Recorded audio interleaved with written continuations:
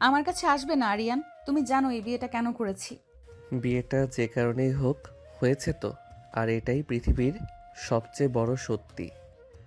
আপনাকেও মানতে হবে। মানতে পারবো না আমি। আমার এতটাও খারাপ দিন আসেনি যে নিজের ছাত্রকে স্বামী হিসেবে মানতে হবে।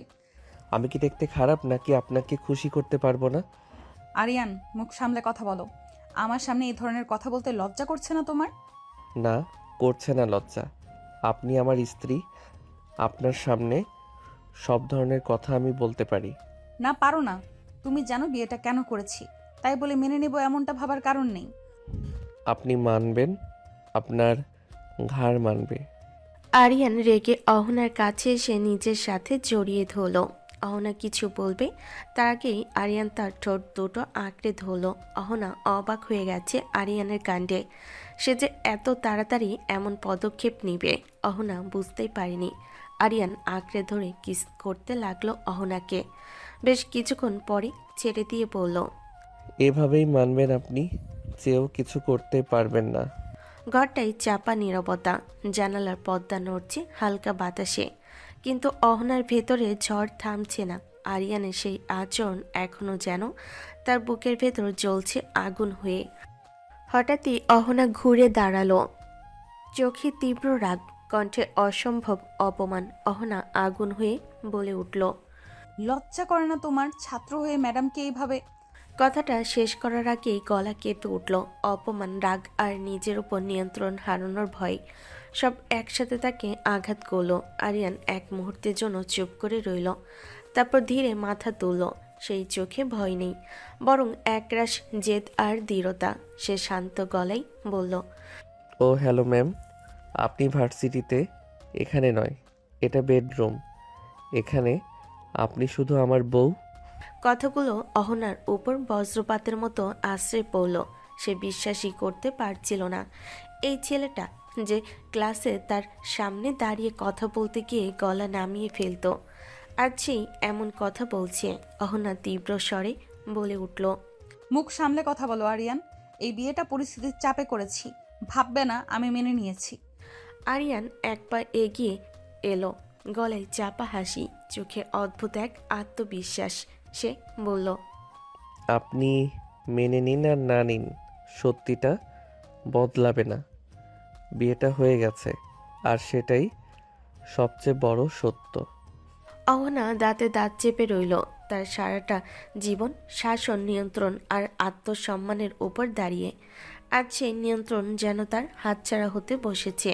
সে কঠোর কণ্ঠে বলল, আমি তোমার ম্যাডাম, তুমি আমার ছাত্র ছিলে। এই সম্পর্কটা ভুল, আর ভুল জিনিস ভাঙতে আমি জানি। আরিয়ান নির্ভীকভাবে তাকিয়ে রইল। তার চোখে বিন্দুমাত্র ভয় নেই।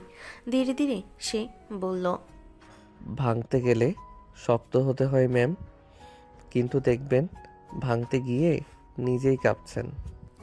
ঘরের বাতাস ভারী হয়ে উঠল। অহনার বুকের ভেতর অজানা এক অস্বস্তি জমে উঠেছে, যেটাকে সে কোনোভাবেই নাম দিতে চায় না। সে নিজের স্বর শক্ত করে বলল, কাল থেকে আলাদা ঘর, বাইরে ভার্সিটিতে আমার সামনে একটা কথাও বাড়তি বলবে না।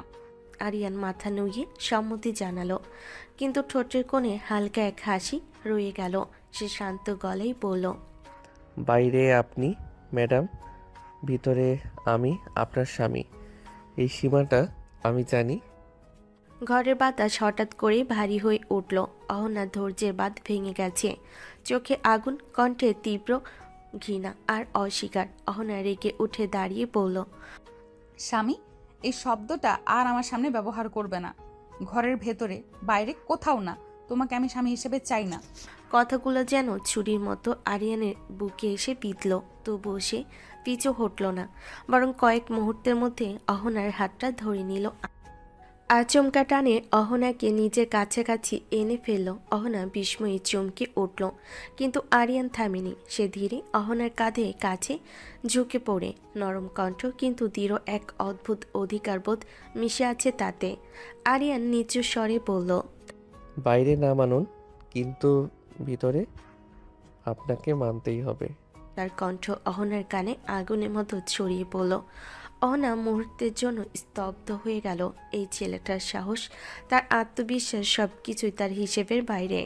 অহনা শক্ত করে নিজের হাত ছাড়িয়ে নিল। চোখে ভয় নয়, বরং আরও গভীর রাগ। সে কঠিন গলায় বলল, ভুলে যেও না আরিয়ান, আমি অহনা। আমি কারোর জোরে কিছু মানি না। আরিয়ান ধীরে সোজা হয়ে দাঁড়ালো। চোখে এবার আর জেদ নয়, একটা অদ্ভুত প্রত্যয়। সে শান্ত স্বরে বলল, জোরে না ম্যাডাম, সময় নিয়ে। আপনি মানবেন? অহনা পিছিয়ে গিয়ে দাঁড়ালো। বুকের ভেতর অজানা এক কাঁপুনি, যেটাকে সে কোনোভাবেই স্বীকার করতে চায় না। সে বুঝে গেছে এই সংসারে যুদ্ধ হবে, রোজ হবে। অহংকার আর অধিকার, অস্বীকার আর দাবির লড়াই। আরিয়ান সহজে হার মানবে না, আর অহনা, সে কখনোই নিজেকে হারতে দেবে না। ঘরের আলোটা মিলান দিনের সমস্ত টানাপোড়েন, অপমান আর রাগ মিলিয়ে অহনার শরীর আর মন দুটোই ক্লান্ত। আরিয়ান কিছুক্ষণ চুপ করে তাকিয়ে রইল। আজকের ধকলটা তার চোখেও ধরা পড়েছে। হঠাৎ সে স্বরের ধার নামিয়ে বলল, আজ অনেক ধকল গেছে, ঘুমিয়ে পড়ুন। অহনা অবাক হয়ে তাকালো। এই কথাটা সে আশা করেনি। মুহূর্তের মধ্যে আবার গলায় শীতলতা ফিরিয়ে এনে প্রশ্ন ছুড়ে দিল, তুমি কোথায় থাকবে? এটা কি স্টার জলসার সিরিয়াল নাকি? সোফায় শুতে পারবো না? একসাথে এক বিছানাতেই থাকবো আমরা। অসম্ভব, এটা ভাবতেও পারি না। বেশি কথা বাড়াবেন না, না হলে আমি সীমা ছাড়িয়ে যাব। অহনা বিস্ফোরিত দৃষ্টিতে তাকিয়ে রইল। অপমান, রাগ আর অজানা এক অস্বস্তি একসাথে বুকের ভেতর জমাট বাঁধছে। সে কঠোর গলায় বলল, তোমার সীমা ভুলে যেও না আরিয়ান। আমি সীমা ভুলিনি, আপনি ভুলে যাচ্ছেন। এই ঘরে আমরা স্বামী স্ত্রী।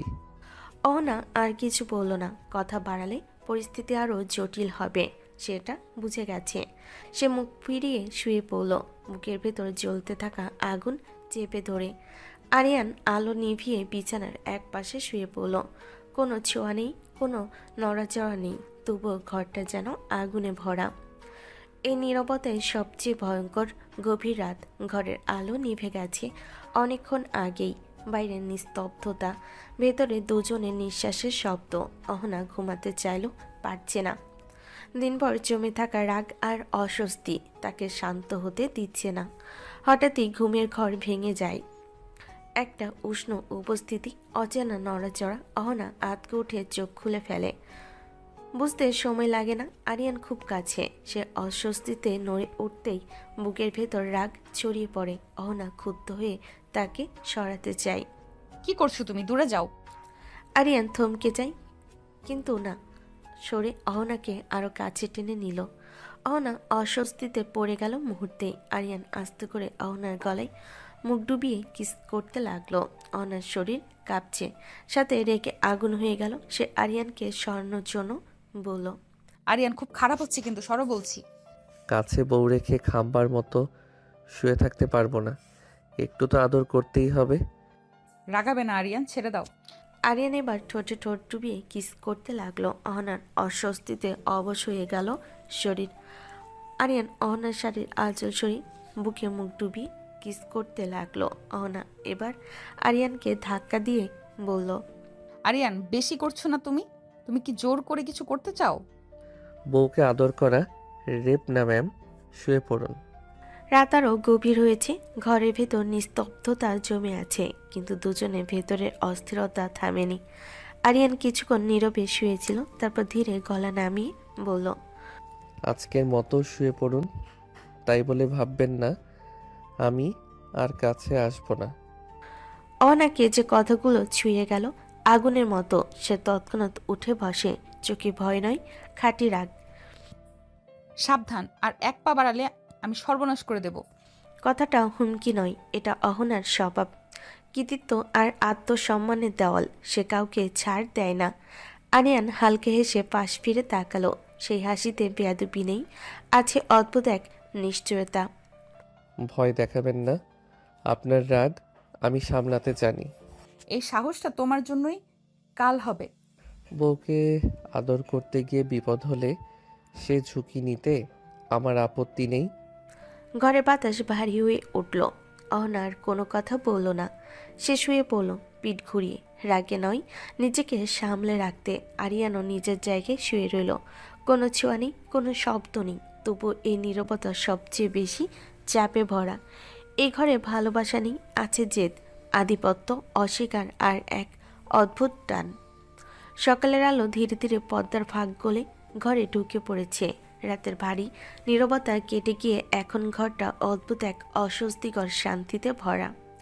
অহনার ঘুম ভাঙ্গে হালকা আলো আর নিজের ভেতর অস্থিরতায়। কিছুক্ষণ শুয়ে থেকে সে উঠে বসে। চোখে ক্লান্তি থাকলেও মুখে চেনা কঠোরতা। এই ঘরে দুর্বল হওয়ার সুযোগ নেই, সে সেটা নিজেকে সবসময় মনে করিয়ে দেয়। অহনা ফ্রেশ হতে বাথরুমে ঢুকে যায়। অহনার সামনে দাঁড়িয়ে নিজের দিকেই তাকায় কিছুক্ষণ। চোখের নিচে হালকা ছায়া, কিন্তু দৃষ্টিতে কোনো নরম ভাব নেই। মুখে পানি ছিটিয়ে সে নিজেকে আবার গুছিয়ে নেয়। ম্যাডাম অহনা, যাকে কেউ সহজে ভাঙতে পারে না। বাথরুম থেকে বের হতেই দেখে আরিয়ান ঘরের একপাশে দাঁড়িয়ে আছে। তার চোখে ঘুমের চিহ্ন, কিন্তু ভঙ্গিতে অদ্ভুত এক সতর্কতা। আরিয়ান শান্ত গলায় বলে, আপনি বসুন, নিচে নিয়ে যাব।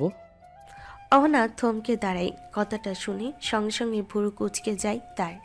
সে ঠান্ডা গলায় জবাব দেয়, আমি একাই পারবো, তোমার দরকার নেই। সকালের আলো পুরো ঘরটাকে ভরে ফেলেছে। রাতের অস্বস্তি, টানটান নীরবতা সব যেন আলোয় এসে ফিকে হয়ে গেছে। কিন্তু অহনার ভেতরের কঠোরতা এক চুলও নরম হয়নি। ফ্রেশ হয়ে এসে আয়নার সামনে দাঁড়িয়ে চুল ঠিক করে নেয়। চোখে সেই চেনা দৃঢ়তা, মুখে কঠিন অভিব্যক্তি। আজও সে নিজেকে মনে করিয়ে দেয়, দুর্বল হওয়া চলবে না। ঘর থেকে বের হতে নিলেই আরিয়ানের কণ্ঠ শোনা যায়। সে দরজার পাশে দাঁড়িয়ে যেন অপেক্ষাতেই ছিল। আরিয়ান একটু নরম গলায় বলে, আমার সাথেই যেতে হবে, বসুন। অহনা থেমে যায়, ধীরে ঘুরে তাকায়। চোখে সঙ্গে সঙ্গে রাগের ঝিলিক। অহনা কড়া গলায় বলে, বলছি না একাই যাব, আমার সিদ্ধান্ত নিতে হবে না তোমাকে। কথাগুলো ছুড়ে দিয়ে অহনা আর এক মুহূর্ত দাঁড়ে না। রাগটা কাঁধে তুলে সোজা বেরিয়ে যায়। তার হাঁটার ভঙ্গিতেই স্পষ্ট, আর একটা কথাও সে শুনতে রাজি নয়। আরিয়ান কয়েক সেকেন্ড দাঁড়িয়ে থাকে। দরজার ফাঁক দিয়ে অহনাকে সিঁড়ি দিয়ে নামতে দেখে। ঠোঁটের কোণে হালকা এক হাসি আসে। সে মনে মনে বলে, ডেঞ্জারাস মহিলা। কিন্তু সেই হাসির আড়ালে আছে সতর্কতা। এক মহিলা সহজ নয়, রাগী, আত্মসম্মানী আর কঠিন। অহনা নিচে নামতেই ড্রয়িং রুমের কোণে বসা একজন মহিলা উঠে দাঁড়ান। মুখে স্নেহের হাসি, চোখে কৌতূহল। তিনি আরিয়ানের ভাবি।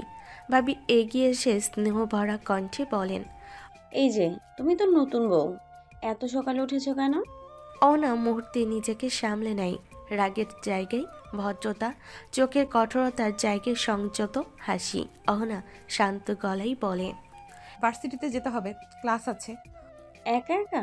আরিয়ান কোথায়? ও আসবে পরে। ও একা না ভাবি, আমি ওকে নিয়ে যাব। আহা, নতুন বউকে এভাবে একা একা ছাড়লে হয় নাকি? নাস্তা না করে বেরোচ্ছ? না ভাবি, সময় কম। এই ঘরের মানুষদের সামনে অহনা এক রকম, আর ঘরের ভেতর আরেক রকম। এই দৈত্য জীবন আজ থেকে শুরু হয়ে গেছে। আরিয়ান পাশে দাঁড়িয়ে সব দেখে। আরিয়ানের মা তাকে দেখে ওঠেন।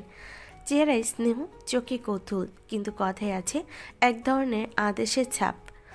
আজ ভার্সিটিতে যেতে হবে না, তুমি তো কালকেই আসলে, আমাদের তো তেমন কথাই হয়নি। আজ বাসায় থেকেই পরিচিত হও।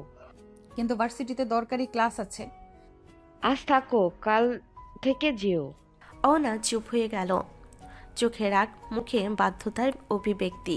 সে জানে কোনো কথায় বাড়িয়ে ওঠার সুযোগ নেই। ঘরের আদেশ, শাসন, প্রভাব সবই তার উপর চাপিয়ে দেওয়া হয়েছে। কিন্তু যাওয়া অনেক জরুরি। একদিন না গেলে কিছু হবে না, তুমি বলো শ্বশুর বাড়িতে আজ ছুটি চাও। অহনা বাধ্য হয়ে সোফায় বসে পড়ে। চোখে অস্থিরতা, কিন্তু মুখে কোনো মতেই অসন্তোষ প্রকাশ করে না। ঘরের শান্ত বাতাসে নিস্তব্ধতার সঙ্গে ছোট্ট উত্তেজনা ভেসে আসে। কিছু খেয়ে নাও। পরে যাব। আরিয়ানের মা হালকা হেসে এক ধাপ পেছনে চলে যান। অহনার চোখে অদ্ভুত এক আগুন। সে জানে এই ঘরে সে একা নয়, তবে তার স্বাধীনতা এখনো অটুট। কিছুক্ষণ নীরবতা। আরিয়ান চুপচাপ বসে যায়। সে জানে এই মুহূর্তে কিছু বলে পরিস্থিতি আরও জটিল হবে। থাকলে ক্লান্ত হয়ে যাবে, পরে খেয়ে নেবে, ঠিক আছে? পরে খাবো। ঠিক ঠিক আছে, পরে খাবো।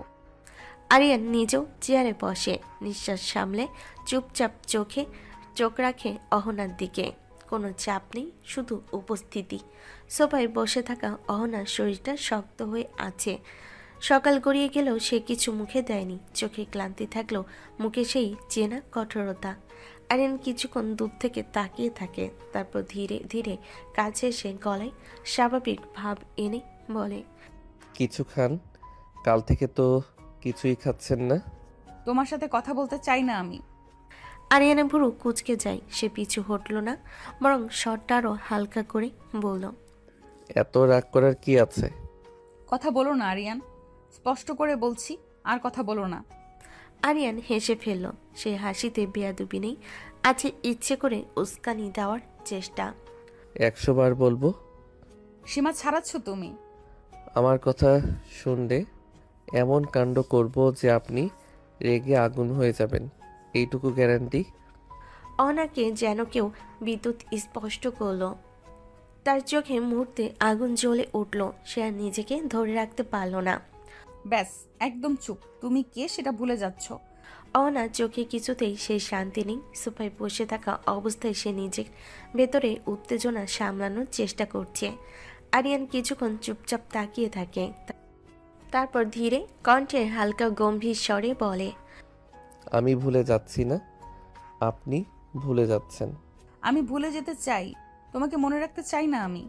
আরিয়ানের চোখে হালকা জেদ, ঠোঁটে নিঃশব্দ হাসি। সে জানে অহনার এই অস্বীকার তার জন্য চ্যালেঞ্জ। চাইলেই সব কিছু ভুলে থাকা যায় না ম্যাডাম।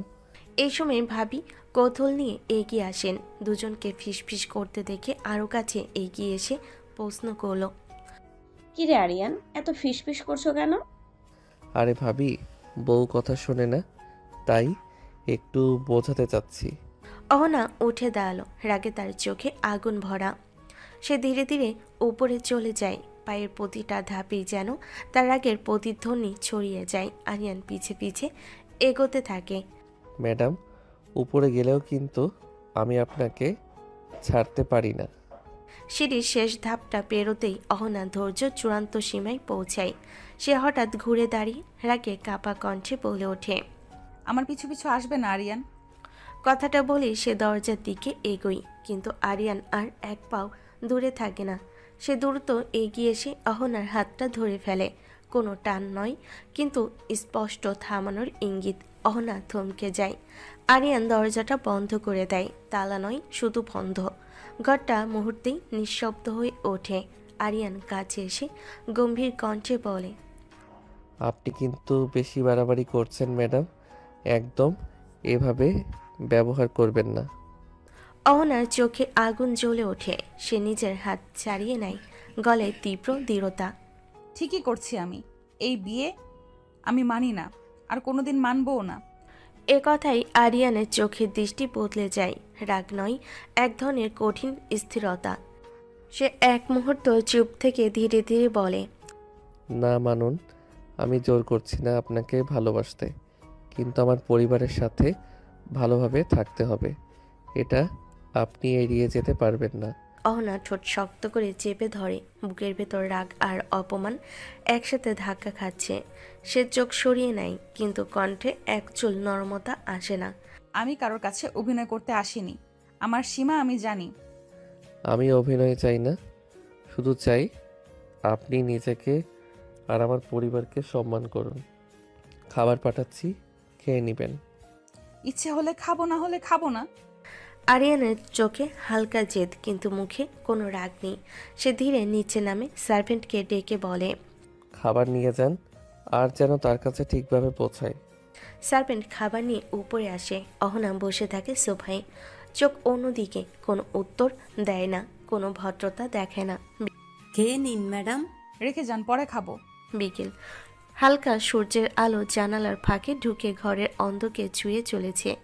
আরিয়ান নিচে বসে থাকে, চোখে মৃদু জেদ, মুখে অদ্ভুত এক নিশ্চয়তা।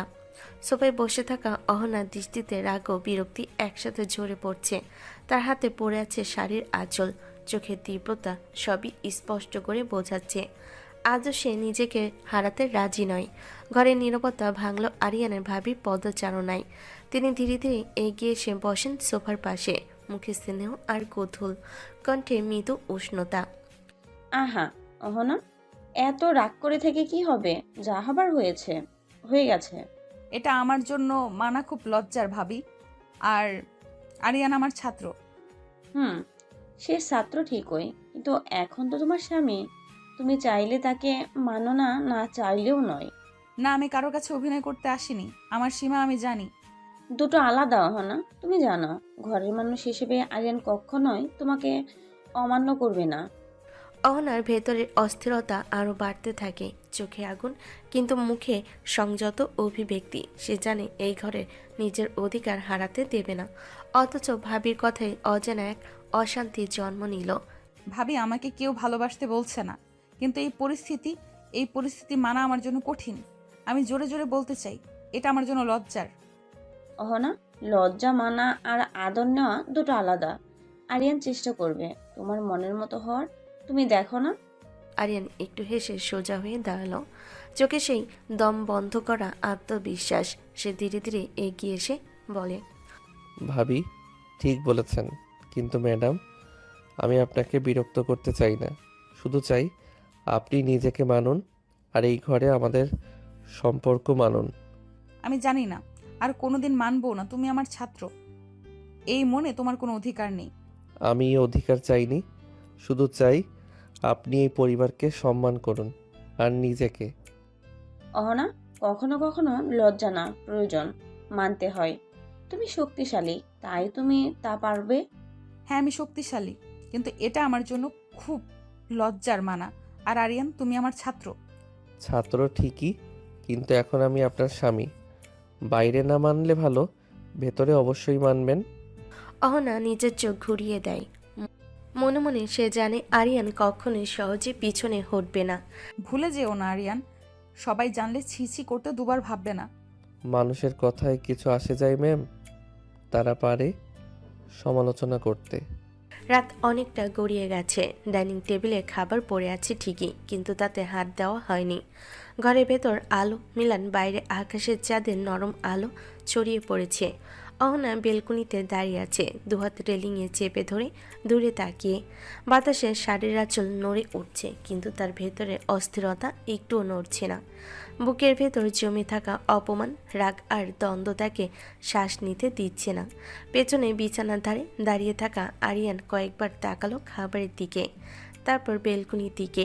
কিছুক্ষণ চুপ করে থেকে শেষে স্বাভাবিক কণ্ঠে বলল, কি ব্যাপার, এখনো দাঁড়িয়ে আছেন কেন? আসছেন না? শুবেন না? কথাগুলো শুনে আরিয়ান থমকে গেল, কিন্তু পিছু হটার মানুষ সে না। ধীরে ধীরে বেলকুনির দিকে এগিয়ে গেল। অহনা টের পেল, কিন্তু ফিরেও তাকালো না। আরিয়ান ঠিক তার পেছনে এসে দাঁড়ালো, খুব কাছে, এত কাছে যে অহনা তার নিঃশ্বাসের উষ্ণতা টের পেল। বলছি না দূরে থাকো। আরিয়ান কোনো উত্তর দিল না। হঠাৎ সে সামান্য ঝুঁকে অহনার গলার কাছে মুখ ডুবিয়ে দিল। হালকা গভীর একটা কিস, জোর করে নয়, শুধু স্পষ্ট এক অধিকার বোধ। অহনা চমকে উঠল, শরীর শক্ত হয়ে গেল। আরিয়ান, এসব কি করছো? আরিয়ান ধীরে মাথা তুলে তার কানের কাছে ঠোঁট রাখল, কণ্ঠ নরম কিন্তু সিদ্ধান্তে অটল। বউ ছাড়া শুব না। শব্দগুলো অহনার কানে ঢুকে যেন ভেতরটা কাঁপিয়ে দিল। সে দ্রুত নিজেকে ছাড়িয়ে নিতে চাইল। সব নাটক বন্ধ করো, আমি এখন ঠিক নেই। আরিয়ান এক পা পেছালো, কিন্তু চোখ সরালো না। তার দৃষ্টিতে জেদ নয়, আছে একরকম নিশ্চয়তা। আমি জানি, তাই তো বলছি শুতে হবে। একা একা দাঁড়িয়ে থেকে নিজের মাথা নষ্ট করবেন কেন? আমার কি লাগবে না লাগবে সেটা আমি বুঝি। অনা মুখ ফিরিয়ে নিল, কিছু বলল না। চাঁদের আলোয় তার চোখে এক ফোঁটা অস্থিরতা ধরা পড়ল, যেটা সে নিজেও মানতে চায় না। আরিয়ান ধীরে আবার বলল, খাবারও খেলেন না? এভাবে দাঁড়িয়ে থাকলে শরীর খারাপ হবে। কারোর দরকার নেই আমার। আরিয়ান আর কিছু বলল না, শুধু তার পাশেই দাঁড়িয়ে থাকলো। কোনো স্পর্শ নেই, কোনো কথা নেই, শুধু উপস্থিতি। কিছুক্ষণ পর অহনা হালকা নিঃশ্বাস ফেলল। দাঁড়িয়ে থাকা কঠিন হয়ে যাচ্ছিল। আরিয়ান তখন শান্ত গলায় বলল, চলুন শুয়ে পড়ুন, কথা না বললেও চলবে। অহনা ধীরে ধীরে ঘরের ভেতর ঢুকে গেল। আরিয়ান আলোটা একটু কমিয়ে দিল। অহনা বিছানার এক পাশে শুয়ে পড়ল পিঠ ঘুরিয়ে। আরিয়ান অন্য পাশে শুয়ে পড়ল। কোনো ছোঁয়া নেই, তবু ঘরটা যেন ভরে আছে অদৃশ্য টানে। অহনা চোখ বন্ধ করলো, কিন্তু ঘুম এলো না। বুকের ভেতর এখনো যুদ্ধ চলছে। আরিয়ান চুপচাপ তাকিয়ে থাকলো ছাদের দিকে। সকাল হয়, সূর্যের নরম আলো জানালার ফাঁক দিয়ে ঘরে ঢুকছে। অহনাকে দেখে বোঝা যাচ্ছে রাতভর ঘুম হয়নি, চোখে হালকা ক্লান্তি, কিন্তু মুখে আগের মতো দৃঢ়তা। আজ ভার্সিটিতে যাওয়ার দিন। আরিয়ান তাকিয়ে আছে, চোখে হালকা জেদ, মুখে নরম হাসি। ধীরে ধীরে বলে, আজ ভার্সিটিতে যাচ্ছেন বউ? আমার সঙ্গে যাবেন না? আমি টিচার, তুমি ছাত্র, আমার সঙ্গে যাওয়াটা ঠিক হবে না। ঠিক আছে, মানায় না, কিন্তু আমি চাই। না, আমার সঙ্গে আসা ঠিক না। অহনাকে থামানো গেল না। সে ধীরে ধীরে সিঁড়ি দিয়ে নিচে নামলো। নিচে নামার সময় আরিয়ানের মা দাঁড়িয়ে থাকলেন, মুখে হালকা হাসি। খেয়ে যাও মা, ভার্সিটিতে যাওয়ার আগে। ও ঠিক আছে মা, হালকা কিছু খেয়ে রওনা হও। অহনা কিছু না বলে হালকা কিছু খেয়ে রওনা হয়ে গেল। আরিয়ান তখন রেডি হয়ে নিচে আসলো। মা খাবার দিতে শেখে ভার্সিটিতে চলে গেল। সকালের আলো ভার্সিটির হলের ভিতরে, ছায়া আর আলো মিশে এক ধরনের ব্যস্ততা। ছাত্রছাত্রীরা দৌড়ে আসছে, কথা বলছে, বই হাতে ব্যস্ত। অহনাও পায়ে পা মিলিয়ে হেঁটে চলেছে, ব্যাগ কাঁধে ঝুলছে, চোখে হালকা অস্থিরতা, কিন্তু গতি আত্মবিশ্বাসী। হঠাৎই পাশ থেকে পরিচিত কোনো কণ্ঠ শুনতে পেল। কি ব্যাপার ম্যাডাম, সেদিন যে গেলেন তারপর তো খোঁজ খবরই নেই। তেমন কিছু না ম্যাডাম, কিছু পারিবারিক সমস্যা ছিল। আহা, বুঝতে পারছি, তবে এখন সব ঠিক তো? হ্যাঁ, সব ঠিক আছে, ধন্যবাদ। এরপর তারা ধীরে ধীরে পড়াশোনা এবং ক্লাসের বিষয় আলোচনা করতে লাগলো। অহনাকে খেয়াল হলো, এই পরিবেশে ফিরে এসে তার মনটা যেন অন্যরকম। ছাত্রদের সামনে তার দায়িত্ব নিজের মর্যাদা বজায় রাখা। আজ ক্লাসে নতুন টপিক শুরু হবে, আপনি কি আগে সংক্ষেপে ছাত্রদের বোঝাবেন? হ্যাঁ, ভালো হবে। সবাই আগে পড়া বিষয়গুলো রিভিউ করবে। অহনাকে বুঝতে লাগলো, ভার্সিটিতে আসাটা শুধু পড়াশোনা নয়, ছাত্রদের সামনে তার কঠোরতা, নিয়ন্ত্রণ আর দায়িত্ব সব মিলেমিশে তাকে প্রস্তুত থাকতে হবে। আপনার ছাত্রদের সঙ্গে কাজ করতে ভালো লাগবে? হ্যাঁ, আশা করি সবাই মন দিয়ে শিখবে। সকাল হয়েছে। ভার্সিটির ক্যাম্পাসে ছাত্রছাত্রীরা গাম্ভীর্য ও ব্যস্ততায় মিশে আছে। হালকা হাওয়া বইছে, গাছের পাতার ছায়া মাটির ছুঁয়ে খেলছে। আরিয়ান ধীরে ধীরে গেট দিয়ে ঢুকলো, ব্যাগ কাঁধে, চোখে ছোট্ট জেদ, মুখে অদ্ভুত আত্মবিশ্বাস। ঠিক তখন তার বন্ধুদের দল চোখে পড়ল। তারা হঠাৎ হাসি থামিয়ে তাকিয়ে রইল। ওই কিরে, কাল আসলি না কেন? নতুন বউ রেখে ভার্সিটিতে কে আসে? বউ মানে? বউ কই থেকে আসলো? বিয়ে করছি তাই বউ এসেছে। বন্ধুরা যেন আকাশ থেকে পড়ে গেল, কেউ চুপচাপ, কেউ মুখে হাত দিয়ে অবাকি সাপ লুকানোর চেষ্টা করছে।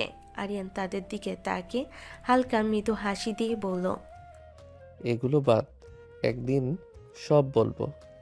বন্ধুরা আবার একে অপরের দিকে তাকালো। মনে হলো এই আরিয়ান যে রোজ মজা করার ছেলে, আজ তার জীবন পুরোপুরি বদলে গেছে। ঠিক তখন ক্যাম্পাসের ভিড়ের মধ্যে চোখে পড়ল পরিচিত এক মুখ। অহনা, তার নতুন বউ, কিন্তু ভার্সিটিতে বিয়ের পরে আজ প্রথম দিন। ব্যাগ কাঁধে, চোখে কিছুটা অস্থিরতা, মুখে দৃঢ়তা। তার চলন ভঙ্গি এমন যেন পৃথিবীর সমস্ত নিয়ন্ত্রণ তার হাতের মুঠোয়। আরিয়ান কিছুক্ষণ চুপচাপ তাকিয়ে রইল। সে জানে আজ বন্ধুরা সব বুঝতে চায়, কিন্তু অহনার সঙ্গে তার সম্পর্ক এখনো একটি গোপন অধ্যায়। তুই সত্যি বিয়ে করেছিস আরিয়ান? বিয়ে কি মিথ্যা করা যায় নাকি রে? বিশ্বাস হচ্ছে না রে। না করাই ভালো, চল ক্লাসে যাই। ক্লাসে দরজা খুলে অহনা ধীরে ধীরে ঢুকলো, ব্যাগ কাঁধে ঝুলছে, চোখে হালকা জেদ, মুখে সেই চেনা কঠোরতা। ছাত্ররা ইতিমধ্যেই বসে আছে, আরিয়ানও ক্লাসরুমে ঢুকেছে, কিন্তু নজর যেন অচেনা মুখে হালকা হাসি, চোখে কৌতূহল, মনে এক অদ্ভুত উত্তেজনা। আরিয়ান লক্ষ্য করলো অহনাকে, চোখের কোণে সে তাকালো, অনুভব করলো অহনার প্রতিটি ভঙ্গি, হাঁটা ছন্দ, চোখের অভিব্যক্তি, সব কিছু যেন আজ তার জন্য তৈরি। এটা ক্লাস আরিয়ান, বেডরুম না। বেডরুমে তাকালেও তো রাখবেন। অহনাকে যেন মুহূর্তেই আগুন লাগলো। সে মুখ লাল, চোখে জ্বলন্ত রাগ, কণ্ঠে কঠোরতা বজায় রেখে বলল, ক্লাসে বাজে কথা বলো না আরিয়ান, খারাপ আচরণ করলে খাট ধাক্কা দিয়ে বের করে দেব। আরিয়ান থমকে গেল, কিন্তু পিছু হটল না। চোখে হালকা চাহনি, ঠোঁটে হালকা হাসি। সে জানে অহনার এই কঠোরতা শুধু আগ্রাসন নয়, এই রাগের ভেতর রয়েছে তার নিজের নিয়ম ও সীমারেখা। আরিয়ান বিড়বিড় করে বলল, বউকে দেখলে কি পাপ হয়? অহনাকে আর অপেক্ষা করতে হলো না। সে ধীরে ধীরে আরিয়ানের দিকে এগোলো, চোখে তীব্র দৃষ্টি সে রেখে বলল, শোনো আরিয়ান, এই ক্লাস এইখানে অন্য মেয়েরা আছে, সীমা ভুলে গেলে আমি কঠোর হব। আরিয়ান হালকা ভুরকুচকে তাকালো, চোখে ছোট্ট জেদ, কিন্তু স্বর শান্ত। সে জানে অহনাকে চাপে রাখা যাবে না, নিজের সাহস দেখাতে হবে, কিন্তু সীমার মধ্যে। ঠিক আছে, ক্লাসে কিছু বলবো না, কিন্তু বেডরুমে আটকাতে পারবেন না। অহনার যেন চোখে একটু অস্বস্তি হলো, বুকের ভেতর অজানা উত্তেজনা, চোখের রাগ, মুখে কঠোর অভিব্যক্তি, সব কিছু একসাথে জমে। তবে সে চুপ, জানে ক্লাসের সবাই দেখছে, নিজের অধিকার ও কৃতিত্ব বজায় রাখতে হবে। ক্লাস শেষে অহনা বেরোতেই যাচ্ছিল, আরিয়ান হাত ধরে টেনে একটা ফাঁকা রুমে নিয়ে গেল। আরিয়ান কি করছো? কথা বলবেন না। কি ব্যাপার আরিয়ান, এসব কি? বউ কথা বলবেন না। আরিয়ান অহনাকে পাশে নিল, কেউ যেন কাছে না আসে, তাই একটা ফাঁকা রুমে নিয়ে এসেছে। আরে কি করছো? আমি বেরোতে চাই। বউ, আদর না করে থাকতে পারছি না। রাগ করে লাভ নেই, একটু আদর করব আপনাকে। আরিয়ান হালকা হাসি দিয়ে অহনার কাঁধে মুখ চেপে ধরে ঠোঁটে স্পর্শ দিলেন, তারপর অহনার ঠোঁটে ঠোঁট ডুবিয়ে কিস করতে লাগলো। আরিয়ান, কেউ দেখবে? না, দেখবে না, শুধু আমি আর আপনি। মুহূর্তেই রুমের বাতাস ঘন হয়ে উঠল। অহনার চোখে বিস্ময়, রাগ আর উত্তেজনা সব একসাথে। আরিয়ান ধীরে ধীরে তার কপালে আরেকটা চুমু দিলেন। আরও আরিয়ান, এটা ঠিক না। ম্যাম, আমি জানি আপনি মানবেন না, শুধু একটু। রুমে কেউ আসে না, নিঃশব্দ ঘরের মধ্যে এক অন্যরকম উত্তেজনা, এক অদ্ভুত শান্তি ভেসে আসে। অহনাকে রাগ, লজ্জা আর অস্বীকারের মধ্যে থাকতে হলো। আরিয়ান ধীরে ধীরে তার এক হাত ধরে রাখলেন, যেন বুঝিয়ে দেন এখন এই মুহূর্তে শুধু তারা দুইজন। সীমা ছাড়াবে না আরিয়ান, এটা ভার্সিটি। সীমা, আমি জানি বউ। আরিয়ান আবার অহনার ঠোঁটে ঠোঁট ডুবিয়ে কিস করতে লাগলো। অহনা ছাড়াতে গিয়েও পারল না। আরিয়ান আরও কাছে টেনে নিয়ে আসলো, শাড়ির ভেতরে হাত দিয়ে কোমরে চাপ দিতে লাগলো। অহনার শরীর অবশ হয়ে গেল, সে শরীর ভর ছেড়ে দিল আরিয়ানের উপর। আরিয়ান এই সুযোগে অহনাকে কোলে করে টেবিলে বসিয়ে দিয়ে তাকে কিস করতে লাগলো। অহনা চোখ বন্ধ করে রইল। আরিয়ান ধীরে ধীরে অহনার গলায় মুখ ডুবিয়ে কিস করলো। অহনার চোখ বড়, রাগ আর বিস্ময় একসাথে। সে নিজের হাত সরাতে চাইল, আরিয়ান সামলাচ্ছে, যেন কোনো মুহূর্ত এড়িয়ে যেতে না পারে। এইটুকু ছোঁয়াতেই এমন রাগ? বউ, বেশি আদর করলে কি করবেন?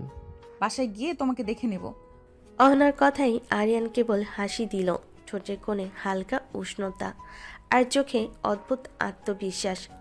বাসায় গেলে তো আরও আদর করব সোনা, তখন কি করবেন? অহনা কিছুক্ষণ চুপ, বুকের ভেতর অজানা উত্তেজনা আর রাগের ঝড়, চোখে ক্ষোভ, ঠোঁটে সামান্য লাজুক হাসি। ভুলে যেও না, আমি কাউকে ছাড় দেই না। জানি বউ, তাই তো এই মুহূর্তটা এত মূল্যবান। মুহূর্তটা নীরব, শুধু দুজনই নিঃশ্বাস। কেউ আসে না, কেউ দেখবে না। আরিয়ান আর অহনার মধ্যে এক অদ্ভুত টান, একরকম যুদ্ধ, অভিমান আর ভালোবাসার মিশ্রণ। দুজন ধীরে ধীরে দূরে সরে গেল। রুমে শান্তি, কিন্তু দুই মনের এক অজানা উত্তেজনা, আগুন আর আবেগ জ্বলছে। ক্লাস শেষ, ঘড়িতে দেখছে সময়। ভার্সিটিতে হঠাৎ নিস্তব্ধতা। আরিয়ান চোখে অদ্ভুত জেদ নিয়ে অহনার দিকে তাকিয়ে বলল, এখন আমার সাথে চলুন। না, সবাই সন্দেহ করবে। তাতে কি, আপনি আমার বউ, সত্যিটা সবার জানার অধিকার আছে। খবরদার, কেউ যেন না জানে। অহনার কথাই আরিয়ানের ঠোঁটে হালকা এক হাসি খেলো। সে দ্রুত অহনার হাতে হাত রাখল। চিন্তা করবেন না, আমার সাথে চলুন, কাউকে বলবো না। অহনা কিছুক্ষণ চুপ। ভেতরে দ্বিধা, রাগ আর অস্বস্তি মিলেমিশে ভীষণ উত্তেজনা তৈরি করছে, কিন্তু আরিয়ানের দৃঢ়তায় নিজের আপত্তি প্রকাশ করতে পারছে না। ঠিক আছে, তবে সাবধানে। আরিয়ান হাসি দিয়ে মাথা নুয়ে অহনার হাত ধরে এগিয়ে গেল। ভার্সিটির সামনে আসতেই আরিয়ান বলল, অহনা, বাইকে উঠুন। অহনা কিছুক্ষণ তাকিয়ে থাকলো। বাইক, রাস্তা, মানুষের ভিড় সবই মনে করিয়ে দিচ্ছিল ভ্রমণের ঝুঁকি, কিন্তু আরিয়ানের দৃঢ় চোখ আর শান্ত কণ্ঠে ভরসা দেয়। ঠিক আছে, তবে সাবধানে চালাবে। আরিয়ান হালকা হাসি দিয়ে বাইকের পাশে দাঁড়িয়ে প্রস্তুত হলো। অহনা ধীরে ধীরে বাইকে উঠে বসলো। ভালো করে ধরে রাখুন। বাইক ধীরে ধীরে চলতে শুরু করলো। বাতাসে ঠান্ডা হাওয়া খেলছে।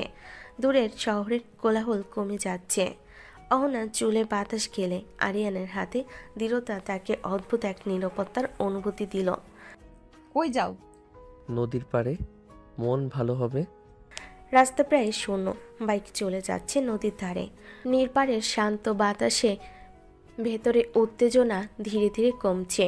অহনার চোখে অজানা এক প্রশান্তি, আরিয়ানের চোখে হাসি, ভেতরে দণ্ড আর অস্বস্তি কিছুটা নরম হয়ে এসেছে। বাইক থামল নির্পারে। সূর্য ঢোকে ধীরে ধীরে। পানির নীরব ঢেউ, হালকা বাতাস সব মিলেমিশে এক অদ্ভুত শান্তি এনে দিল। অহনা ধীরে ধীরে আরিয়ানের দিকে তাকালো। চোখের আগের ছাপ এখনো আছে, কিন্তু মন শান্ত। সত্যি এখানে শান্তি আছে। বাইকটা ধীরে এসে একটা ফুচকার দোকানের সামনে এসে থামে। বিকেলের হালকা বাতাস, দোকানের সামনে কয়েকজন দাঁড়িয়ে আছে। ফুচকার ঝাঁঝালো গন্ধে জায়গাটা বেশ জমজমাট। নামুন। এখানে কেন থামলে? ফুচকা খান। আমাকে কি তোমার পিচ্চি মনে হয়? আমি এসব খাই না। কেন? ম্যাডাম হলে কি ফুচকা খেতে পারবে না? এটা আমার স্ট্যান্ডার্ড না আরিয়ান। স্ট্যান্ডার্ড থাক, সমস্যা নেই, কিন্তু মানুষ তো মানুষই। ফুচকা খেলেই কি সম্মান কমে যায়? অহনা কিছুক্ষণ চুপ করে থাকে। চোখে রাগ, কিন্তু আরিয়ানের কথায় এক ধরনের অস্বস্তি কাজ করে। তুমি সব কিছু নিয়ে এত কথা বাড়াও কেন? কারণ আপনি সব কিছুতেই দেয়াল তুলে রাখেন। আজ একটু দেয়াল নামান। মামা, ফুচকা দেন। কয়টা দিব? 2টা প্লেট। আমি বলিনি খাবো। জোর করছি না, শুধু ট্রাই করতে বলছি।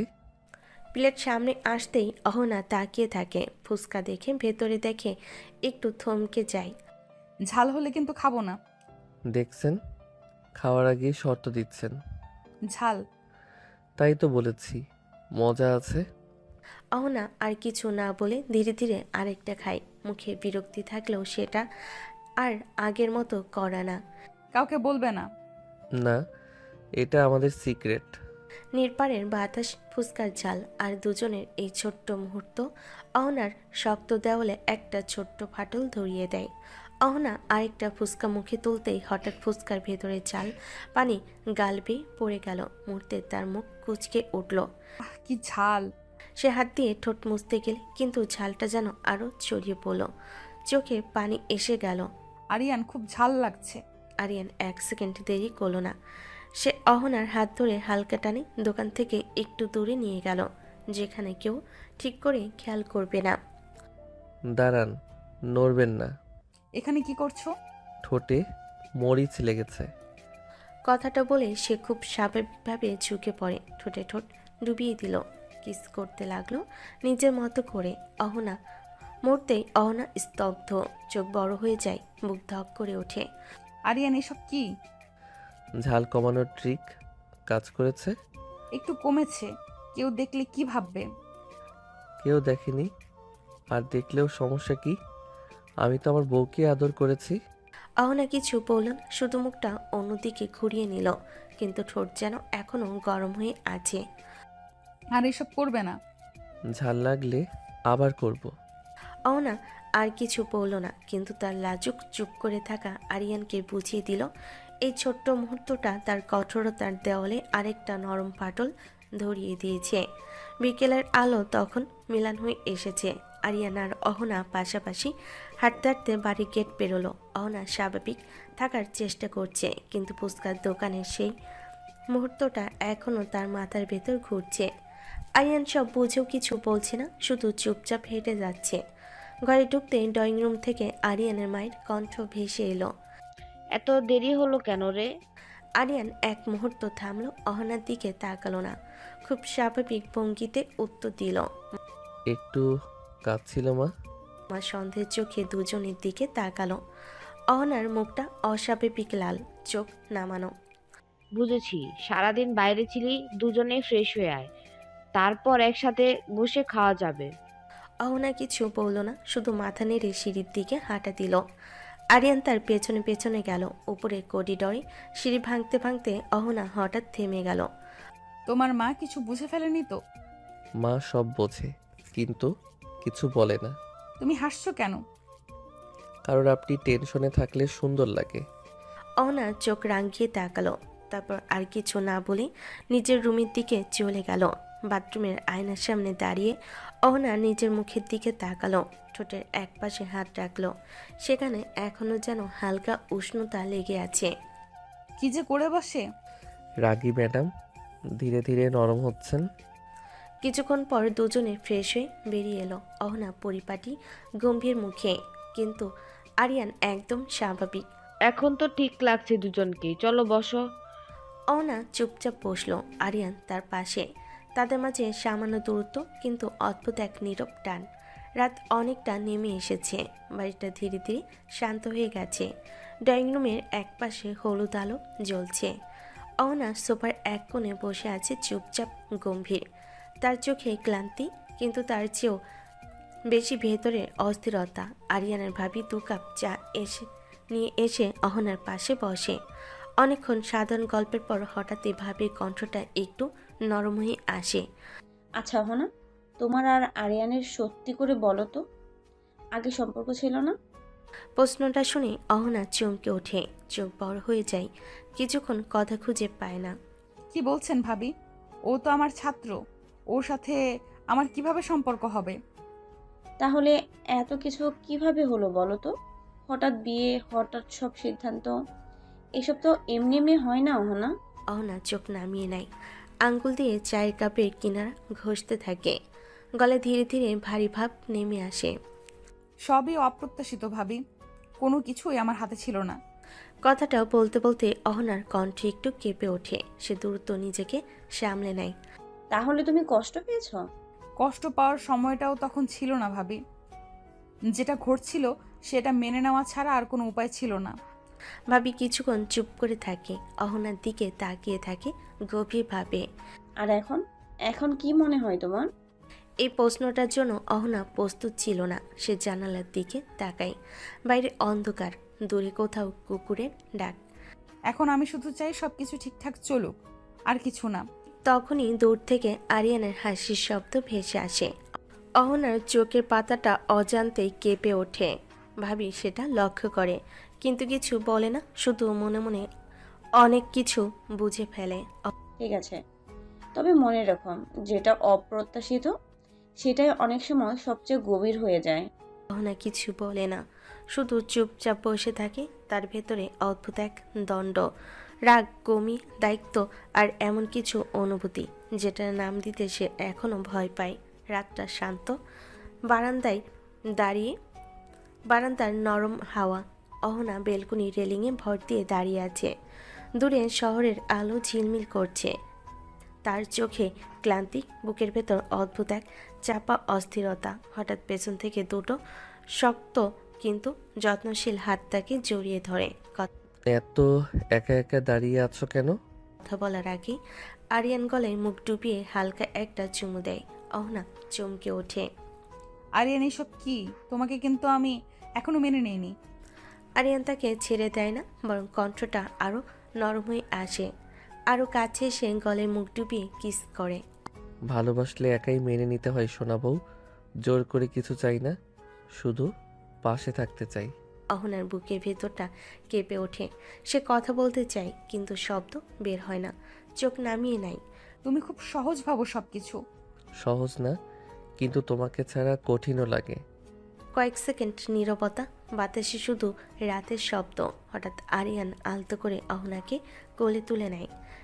ভরসা রাখো, আমি আছি। সে তাকে ঘরের ভেতর নিয়ে আসে, বিছানায় আলতো করে শুয়ে দেয়।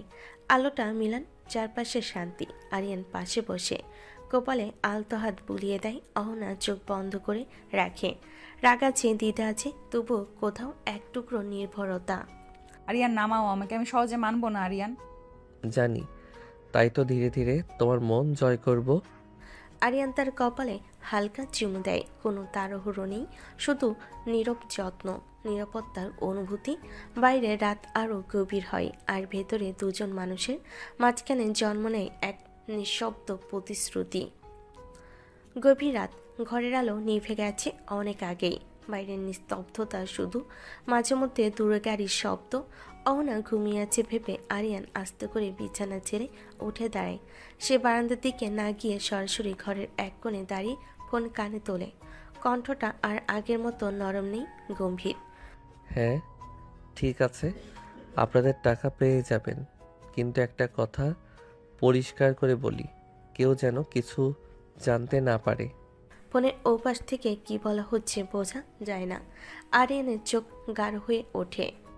না, এখন নয়, সময় হলে আমি নিজেই জানাবো। এই ব্যাপারটা এখানেই শেষ থাকুক।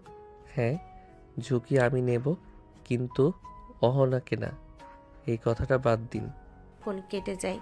আরিয়ান একটা দীর্ঘশ্বাস ফেলে। ঠিক তখনই পিছন থেকে শান্ত কিন্তু তীক্ষ্ণ একটা কণ্ঠ ভেসে আসে। কে কি জানতে পারবে আরিয়ান? আরিয়ান চমকে ঘুরে দাঁড়ায়, দেখে অহনা বিছানায় বসে আছে। চোখে ঘুম নেই, আছে প্রশ্ন। তুমি জেগে আছো? ফোনের শব্দে ঘুম ভাঙছে। এখন বলো, কি লুকাচ্ছ তুমি? আরিয়ান কিছুক্ষণ চুপ করে থাকে, মুখের ভাব বদলে যায়। সে ধীরে এগিয়ে এসে অহনার সামনে বসে। কিছু না, অযথা চিন্তা করো না। অযথা হলে রাতের বেলা এমন কথা বলতে হয় না। টাকা কেউ যেন না জানে। এসব কি আরিয়ান? কিছু ব্যাপার আছে যেগুলো এখন বললে ঠিক হবে না। আমি কি সেই কেউ যাকে কিছু না জানালেই ভালো? না, তুমি কেউ না, তুমি তুমি আমার সবচেয়ে আপন। তাহলে আমার চোখের দিকে তাকিয়ে বলো, এই টাকা, এই ফোন, এই গোপন কথা সবই কি সাধারণ? বিশ্বাস করো আমাকে, সময় এলে সব জানতে পারবে। আমি বিশ্বাস করতে চাই আরিয়ান, কিন্তু অন্ধ হয়ে না। দুজনের মাঝখানে নেমে আসে ভারী নীরবতা। বাইরের রাত আরও গভীর হয়। সে নীরবতার মাঝেই অহনার মনে প্রথমবার স্পষ্ট হয়, আরিয়ান শুধু একজন ছাত্র বা স্বামী নয়, তার জীবনের সঙ্গে জড়িয়ে আছে এমন এক রহস্য, যার ছায়া হয়তো খুব শীঘ্রই সব কিছু ঢেকে দেবে। ভোরের আলো ধীরে ধীরে ঘরে ঢুকছে। রাতের ভারী নীরবতা কেটে গিয়ে সকালের হালকা শব্দে বাড়িটা জেগে উঠছে। বিছানার একপাশে অহনা বসে আছে, চোখে ঘুম কম, ভাবনা বেশি। আরিয়ান পাশ ফিরে তাকায়। এত ভোরে উঠে গেলে কেন? ঘুম আসছিল না। আমার জন্য? অহেতুক কথা বলো না, ওঠো, নাস্তা করবে না? আজ একসাথে ভার্সিটিতে যাব। সবাই দেখবে। দেখুক, আমরা তো একসাথেই যাচ্ছি, আলাদা কিছু করছি না। ঠিক আছে, তবে বাড়াবাড়ি না। ম্যাডামের আদেশ মাথায়। কিছুক্ষণ পর ডাইনিং টেবিলে দুজন পাশাপাশি বসে। টেবিলে রুটি, ডিম ভাজি আর চা। আরিয়ানের মা হাসি মুখে বলে, আজ দুজন একসাথে যাচ্ছ? হ্যাঁ মা। ভালো, খেয়ে নে মা, খেয়ে নে ভালো করে। চা ভালো হয়েছে মা। তুমি পছন্দ করো জেনেই বানিয়েছি। বেশি তাড়াহুড়ো করো না, সময় আছে। তুমি খাও, আমার ক্লাস আছে। এটা নাও। এসব ছাত্রসুলভ কাণ্ড ক্লাসে করবে না। ক্লাসে ম্যাডাম, বাইরে বউ, দুইটাই মানতে হবে। চুপ। আরিয়ান হেসে যায়। নাস্তা শেষ করে দুজনে একসাথে বের হয়। সকালের বাতাসে শহরটা অন্যরকম লাগে। আরিয়ান বাইকের চাবি ঘোরায়। উঠুন। ধীরে চালাবে। কথা দিচ্ছি। অহনা পেছনে বসে। দুজনের মাঝে সামান্য দূরত্ব, তবু অদ্ভুত এক কাছাকাছি অনুভূতি। বাইক চলতে শুরু করে। রাস্তার ভিড়, সকালের কোলাহল, আর দুজনের মাঝখানে জমে থাকা না বলা কথা। অহনা সামনে তাকিয়ে থাকে। আরিয়ান আয়নায় একবার তার চোখের দিকে তাকায়। আজ দিনটা ভালো যাবে। ভার্সিটির গেটের কাছে আসে। দিনের শুরু হলেও এই শুরুতেই দুজন জানে সামনে আরও অনেক কথা, অনেক প্রশ্ন অপেক্ষা করছে। ভার্সিটির গেটের সামনে বাইক থামে। সকালবেলার ব্যস্ততা, ছাত্রছাত্রীদের কোলাহল। অহনা নামার সময় স্বাভাবিক থাকে, যেন কিছুই হয়নি। আরিয়ানও গম্ভীর মুখে হেলমেট খুলে রাখে। ঠিক তখনই আরিয়ানের 2-3 জন বন্ধু সামনে এসে দাঁড়ায়, চোখে স্পষ্ট কৌতূহল। এই রে, কি ব্যাপার রে, ম্যাডামের সাথে আসলি কেন? প্রশ্নটা হঠাৎ। আরিয়ান 1 সেকেন্ডের জন্য অহনার দিকে তাকায়। অহনা চুপচাপ সামনে তাকিয়ে থাকে, কোনো প্রতিক্রিয়া দেখে না। তেমন কিছু না, রাস্তায় দেখা হলো তাই লিফট দিলাম। শুধু লিফ? তুই তো আগে কখনো এমন করিস নাই। আজ মনটা ভালো ছিল। বন্ধুরা একে অপরের দিকে তাকায়, কেউ পুরোপুরি বিশ্বাস করে না, আবার কিছু বলার সাহসও পায় না। ম্যাডাম তো খুব স্ট্রিক্ট মানুষ, তোর লিভ নেওয়াটাই অবাক করার মতো। কোনো সমস্যা আছে? না না ম্যাডাম, এমনি এমনি বলছিলাম। আরিয়ান, ক্লাসে দেরি করো না। জি ম্যাডাম। কিরে, কিছু একটা তো আছে, ম্যাডাম এভাবে ডাকলো। বেশি ভাবিস না, সব কিছুর সময় আছে। ঠিক আছে বাবা, রহস্য মানব একদিন বলবি, জানি। আরিয়ান আর কিছু বলে না, শুধু দূরে হেঁটে যাওয়া অহনার দিকে একবার তাকায়। চোখে নরমতা, কিন্তু মুখে কোনো ভাব নেই। বন্ধুরা হাসাহাসি করতে করতে ক্লাসের দিকে চলে যায়। আরিয়ান একটু পিছনে দাঁড়িয়ে থাকে। তার মনে একটাই কথা ঘুরে, আজকে সে সামলে গেছে, কিন্তু কতদিন আর এভাবে সব ঢেকে রাখা যাবে? ক্লাস চলাকালীন সময়ে ভার্সিটির পেছনের দিকটা তুলনামূলক নিরিবিলি। গাছের ছায়া, পুরনো বিল্ডিং, আর মাঝে মাঝে 2-1 জনের যাতায়াত। আরিয়ান সেখানে এসে দাঁড়ায়। একটু পর 2টা লোক সামনে এসে দাঁড়ায়। দুজনের মুখে সেই চেনা কঠিন ভাব, যেটা অহনা কোনোদিন ভুলতে পারেনি। ক্লাসরুমে দাঁড়িয়ে অহনা বোর্ডে লিখছিল। হঠাৎ জানালার বাইরে চোখ পড়তে তার কলম থেমে যায়। এরা? বুকের ভেতর কেঁপে ওঠে তার। এই 2জন লোক ঠিক এদেরই সে দেখেছিল সেই দিনে, যেদিন তাকে জোর করে ধরে এনে বিয়ের আসরে বসানো হয়েছিল। অহনা জানালার আড়ালে দাঁড়িয়ে তাকিয়ে থাকে। বলেছিলেন আজই দেখা করতে। হ্যাঁ করব, বলছি তো, ভুলিনি। আপনাদের টাকা পেয়ে যাবেন। তাহলে আমরা কোথায় থাকবো? রেস্টুরেন্টে গিয়ে অপেক্ষা করবেন, আমি লোক পাঠিয়ে দেব। আর ওই দিনের কথা? এই কথাটা কেউ কোনো দিন জানতে পারবে না, বিশেষ করে অহনা। কথাটা বলার সময় আরিয়ানের কণ্ঠে এমন এক দৃঢ়তা যা লোক দুটোকে চুপ করিয়ে দেয়। বুঝেছি, আমরা কিছু বলবো না। না বললেই ভালো, এখন যান। লোক দুটো সরে যায়। আরিয়ান একা দাঁড়িয়ে থাকে। গভীর একটা নিঃশ্বাস নেই, যেন বুকের ভেতর জমে থাকা ভারী কিছু চেপে রাখছে। ক্লাসরুমে অহনার হাত কাঁপছে। সে বোর্ডে লেখা থামিয়ে দেয়। এরা কেন এখানে? আরিয়ান কি লুকাচ্ছে আমার কাছ থেকে? তার চোখে ভেসে ওঠে সেই দিনের দৃশ্য, হাত পা চেপে ধরা, ভয়, অসাধ্য, আর ঠিক সেই মুখগুলো। ক্লাস শেষের ঘন্টা বাজে, ছাত্রছাত্রীরা বের হতে শুরু করে। অহনা জানালার দিকে আর তাকায় না, কিন্তু সন্দেহটা তার সঙ্গে সঙ্গে বেরিয়ে আসে। বাইরে আরিয়ান দাঁড়িয়ে আছে। অহনা তাকে দেখেও কিছু বলে না, শুধু চোখে একরাশ প্রশ্ন নিয়ে সামনে এগিয়ে যায়। ক্লাস শেষ? হ্যাঁ। 2জন পাশাপাশি হাঁটে, কিন্তু মাঝখানে দূরত্বটা আজ একটু বেশি।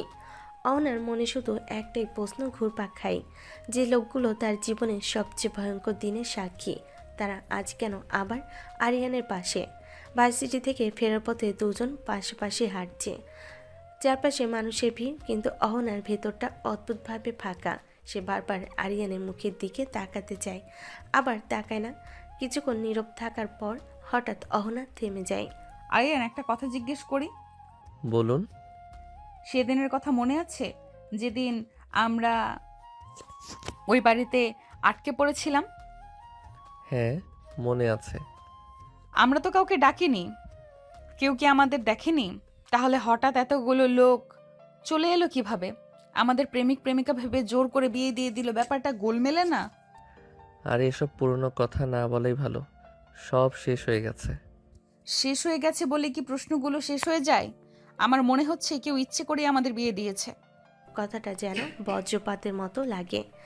আরিয়ানের বুকের ভেতরটা কেঁপে ওঠে, হাতের মুঠো শক্ত হয়ে যায়। এসব কি বলছেন আপনি? আমি ভয় পাচ্ছি না আরিয়ান, আমি শুধু সত্যটা বুঝতে চাই। আরিয়ান কথা বলতে পারে না, চোখ নামিয়ে নেয়। ভেতরে ভেতরে একটা অজানা আতঙ্ক ছড়িয়ে পড়ে। সে জানে অহনা ঠিক পথেই হাঁটছে, আর এই প্রশ্নগুলোর উত্তর বেরোলে সবকিছু আর আগের মতো থাকবে না। তুমি সেদিন খুব তাড়াতাড়ি সব মেনে নিয়েছিলে। কখনো কি ভেবেছো ওই লোকগুলো এত নিশ্চিত ছিল কেন? আপনি বেশি ভাবছেন। আর তুমি কম বলছো। দুজনের মাঝে আবার নেমে আসে নীরবতা, কিন্তু এই নীরবতা আগের মতো শান্ত না।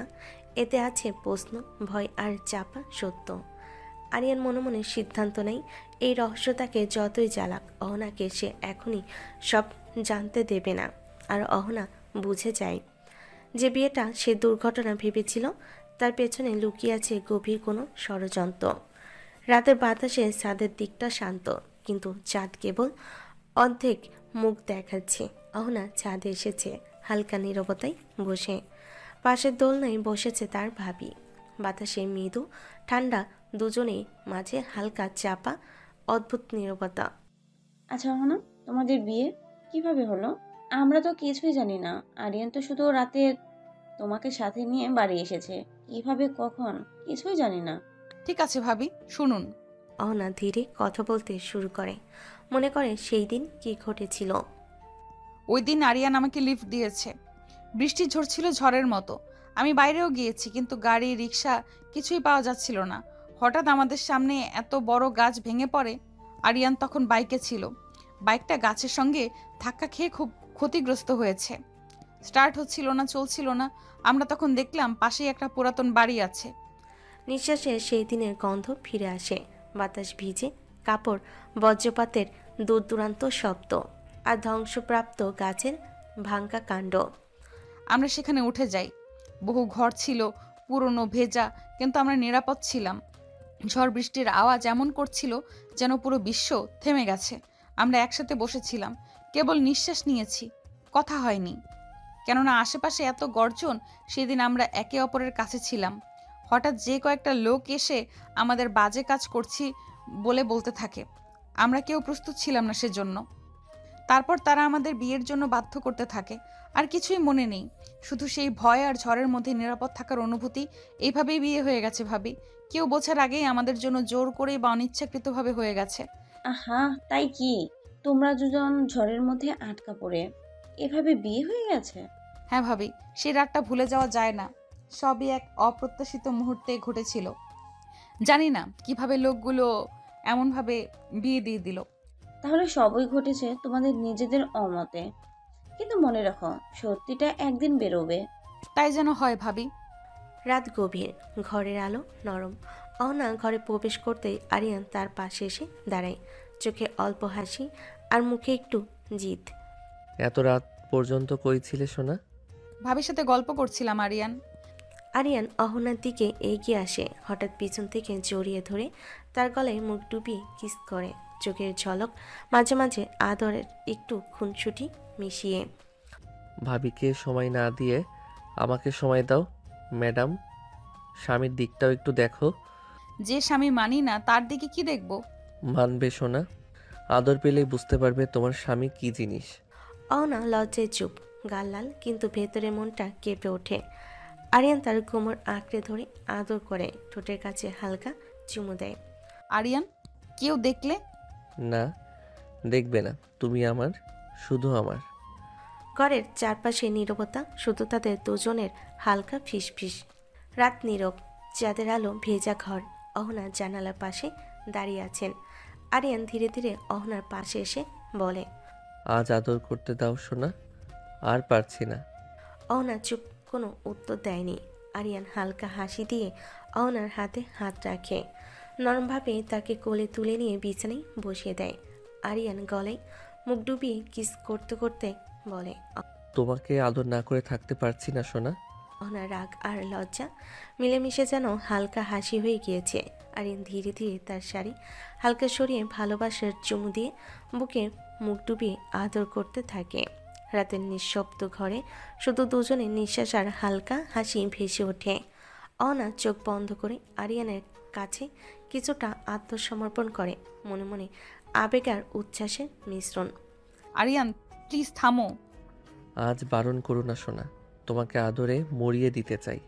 সেই রাতের অদ্ভুত ঘনিষ্ঠতা, আদর আর নরম চুম্বনের মুহূর্তে দুজনের হৃদয় আরও কাছাকাছি চলে আসে। বাইরের নীরবতা তাদের জন্য এক উষ্ণ ও রোমান্টিক আশ্রয় হয়ে ওঠে। ঘরটা নীরব, শুধু বাইরের হালকা হাওয়ার শব্দ। অনা বিছানায় শুয়ে ব্যথায় ছটফট করছে। আর না আরিয়ান, এবার থামো প্লিজ। এইটুকু আদর সামলাতে পারছো না সোনা? প্রতিদিন আদর করলে তো তোমাকে খুঁজেই পাওয়া যাবে না। অহনা রেগে আগুন হয়ে তাকালো, হাত দিয়ে ধাক্কা দিতে চাইলো। আরিয়ান তাকে কাছে টেনে নিল। ম্যাডামের সাথে কিভাবে কথা বলতে হয় জানো না? আরিয়ান গলায় মুখ ডুবিয়ে কিস করে, উন্মুক্ত বুকে নাক ঘষে বারবার। অহনা বারবার কেঁপে ওঠে। আরিয়ান দুষ্টামি করে বলে, বউয়ের সাথে কিভাবে কথা বলতে হয় জানি, আর কিভাবে আদর করতে হয় তাও জানি। অসভ্য। আরিয়ান হালকা হেসে হালকা আলোতে ধীরে ধীরে আদর করতে লাগলো। অহনার লাজ আর রাগ মিশে এক অদ্ভুত কোমলতা তৈরি হলো। গভীর রাতের সেই মুহূর্তে ঝগড়া আর প্রেমের মিশ্রণে দুজনের হৃদয় আরও কাছে চলে আসে। অহনা স্বীকার করতে চায়নি, কিন্তু ভিতরে ভিতরে সে আনন্দিত। আরিয়ান বুঝতে পারছে এই রেগে থাকা অহনার মধ্যে যত্ন আর ভালোবাসার স্পন্দন কত গভীর। রোদ হালকা করে উঠেছে, ঘরটা ঘুম ভরা, নীরবতায় ভরা। আরিয়ান উঠে দাঁড়ালো অহনার পাশে, চোখে লালচে আলো মিশে আছে। ওঠো যান, অনেক বেলা হয়ে গেছে। না, আমি ক্লান্ত। আরিয়ান ধীরে ধীরে অহনার হাত ধরল, তার চোখে মৃদু উত্তেজনা। অহনা আরিয়ানের বুকে মুখ ঘষে বলে, ওঠো সোনা, ভার্সিটির সময় হয়ে যাবে। যাব না ম্যাডাম। বউ, একটু লজ্জা হলে ওঠো, না হলে সময় মিস হয়ে যাবে। অহনার চোখে অল্প রাগ আর লজ্জার চাপ, আর আরিয়ানের ধৈর্য আর আদর মিশে এক অদ্ভুত মায়া তৈরি হলো। সকালে ফ্রেশ হয়ে অহনা গোসল করে বের হলো, ভেজা চুল, চোখে হালকা ঘুমের ছাপ। আরিয়ান পাশ দিয়ে যাওয়ার সময় হঠাৎ পিছন থেকে জড়িয়ে ধরে বলল, অনেক সুন্দর লাগছে বউ। ম্যাডামের সাথে ফ্লার্ট করো? না, বউয়ের সঙ্গে রোম্যান্স করি। অহনার চোখে যে তার লাজের মিশ্রণ, আর আরিয়ানের চোখে মৃদু হাহাকার, ভালোবাসার আর অম্লান খুনসুটি। তোমার রোম্যান্স আর লজ্জা একসাথে সামলাতে পারবো কি জানি না। পারবে সোনা, আজকের দিনটা শুরু হবে আমার আর তোমার ছোট ছোট খুনসুটির সাথে। সকালের ঘরটা ভেসে উঠল লাজ আর খুনসুটির মিষ্টি গন্ধে। ঝগড়া না হলেও লাজ আর আদরের মধ্যে তারা ধীরে ধীরে একে অপরের কাছে আরও কাছে চলে এলো। সকাল হলে অহনা রান্নাঘরের দিকে হেঁটে চলে গেল। আরিয়ান পাশ দিয়ে গিয়ে আবারও হালকা জোরে হাত ধরে বলল, সোনা, নাস্তা করবে না? অহনা লজ্জা পেয়ে শুধু মাথা নিচু করলো, হালকা লাজে মুখ লাল। ভাবি পাশ থেকে ধাক্কা দিয়ে বলল, কি ব্যাপার অহনা, আজ বড় অনেক আদর করেছে বুঝি? তেমন কিছু না ভাবি। বউকে আদর না করলে তো দিনটা শুরু হবে না ভাবি। ভাবি একটু চমকে তাকালো, হাসি আর কৌতূহল মিশে গেল চোখে। অহনা লাজে হেসে ফেল, আর আরিয়ান আবার ধীরে ধীরে ওর হাতে হাত মেলালো। শুক্রবার সকালে অহনা রান্নাঘরে প্রবেশ করলো। ভাবি আর মা ইতিমধ্যে রান্নার কাজে ব্যস্ত। আজ তো শুক্রবার, একটু ভালো করে রান্না করি, সবাই মজা করে খাবে। অহনা, তুমি কি ঝাল ঝাল কিছু করতে পারো? চেষ্টা করি ভাবি। অহনা, আলু কেটে দাও। হ্যাঁ মা। আজ দেখবো অহনা কেমন ঝাল খেতে পারে। অহনা লাজে হেসে ফেল। মার ভাবি হাসতে হাসতে নিজেদের কাজে মন দিল। কেন মা, সবার মন মতো করেন? না মা, আজ তোমার পছন্দের রান্নাই হবে। তাহলে আমি কিছু রান্না করব মা। ঠিক আছে, তাহলে মাংসটা করো। আচ্ছা মা। দুপুরে সূর্যের আলো বাড়ির ভেতর ঢুকেছে। রান্নাঘর থেকে সুগন্ধি মিষ্টি মশলাদার খাবারের সুবাস টেবিলের কোণে পৌঁছেছে। সবে টেবিলে বসে মুখে হালকা হাসি নিয়ে খাবার দেখছে। মাংসটা দারুণ স্বাদ হয়েছে। কে রান্না করেছে এইটা? অহনা করেছে। অসাধারণ স্বাদ হয়েছে ছোট বৌমা। অহনা লাজুক হলো গর্বিত লাগছে তার রান্নার প্রশংসা পেয়ে, আর সবাই খাবারের স্বাদে মুগ্ধ হয়ে যাচ্ছে। হ্যাঁ, সত্যি দারুণ হয়েছে। আজ সবাই সত্যি করে খাচ্ছে। খাবার টেবিলে হাসি, ছোটোখাটো খুনসুটি আর মিষ্টি কথার মধ্যে পুরো দুপুরটা আনন্দে ভরে উঠল। কখনো কেউ ছোট গল্প বলছে, কেউ কেউ একে অপরকে মজা করে খোঁচা দিচ্ছে। অহনা নিজের লাজ আর আনন্দকে মিলিয়ে পুরো পরিবেশ উপভোগ করছে। দুপুরে খাবারের পর সবাই নিজের কাজে ব্যস্ত, আর অহনা রুমে এসে একটু বিশ্রাম নিচ্ছিল। ঠিক তখনই আরিয়ান ধীরে ধীরে রুমে প্রবেশ করলো। আরিয়ান হালকা হেসে অহনার পেছন থেকে জড়িয়ে ধরে বলে, সোনা, এত ভালো রান্না করো জানতাম না তো। জেনে লাভ কি, খেয়ে দেখতে হয়। আরিয়ান হালকা চ্যালেঞ্জিং চোখে তাকিয়ে আরেকবার অহনার কাছে গিয়ে গলায় মুখ ডুবিয়ে কিস করতে লাগলো। অহনা লাজ আর রাগের মিশ্রণ অনুভূতি মুহূর্তেই চারপাশে ভরিয়ে দিল। সোনা, তোমাকে আদর না করে থাকতে পারছি না। আরিয়ান তারপর ধীরে ধীরে অহনাকে কোলে তুলে বিছানায় শুয়ে দিল। অহনার লজ্জায় রাঙা হয়ে উঠল মুহূর্তে। আরিয়ান, এইভাবে আর না। কিন্তু আরিয়ান থামতে চাইছিল না। সে জানে কখনো কখনো সাহসীভাবে প্রেম প্রকাশ করতে হয়। বিছানার উপর হালকা আলতো ছোঁয়া আর আদর পুরো রুমে যেন এক মিষ্টি অনুভূতির আবরণ গড়ে উঠল। সন্ধ্যার নীরবতা ছাপিয়ে হঠাৎ আরিয়ানের ফোন বেজে উঠল। সে ফোন হাতে নিয়ে বেলকনিতে চলে গেল। বাতাসে হালকা ঠান্ডা, আর অহনা রুমে দাঁড়িয়ে তাকিয়ে আছে। হ্যাঁ, ঠিক আছে, আপনারা বসুন, আমি আসছি। কই যাচ্ছ এই অন্ধকারে? একটু দরকার আছে সোনা, তুমি এখানে একটু থাকো, আমি একটু পরে আসছি। অহনা কিছুক্ষণ চুপ করে বেলকনিতে দাঁড়িয়ে থাকে। মনে মনে চিন্তা করে আরিয়ানের এই হঠাৎ বের হওয়ার কারণ কি হতে পারে। বাতাসে তার হালকা দম ধরে থাকা উত্তেজনা আর কৌতূহল মিশে এক অদ্ভুত অনুভূতি তৈরি করলো। ঠিক আছে, থাকবো, সাবধানে যেও। আরিয়ান তখন তাড়াহুড়ো ছাড়াই ফোনে কথাবার্তা শেষ করে বেরিয়ে গেল। অহনা তার নিঃশ্বাস নিয়ন্ত্রণ করে একটু দূরে দাঁড়িয়ে রইল আর মনে মনে ভাবল, আরিয়ান কি সত্যিই কিছু লুকাচ্ছে?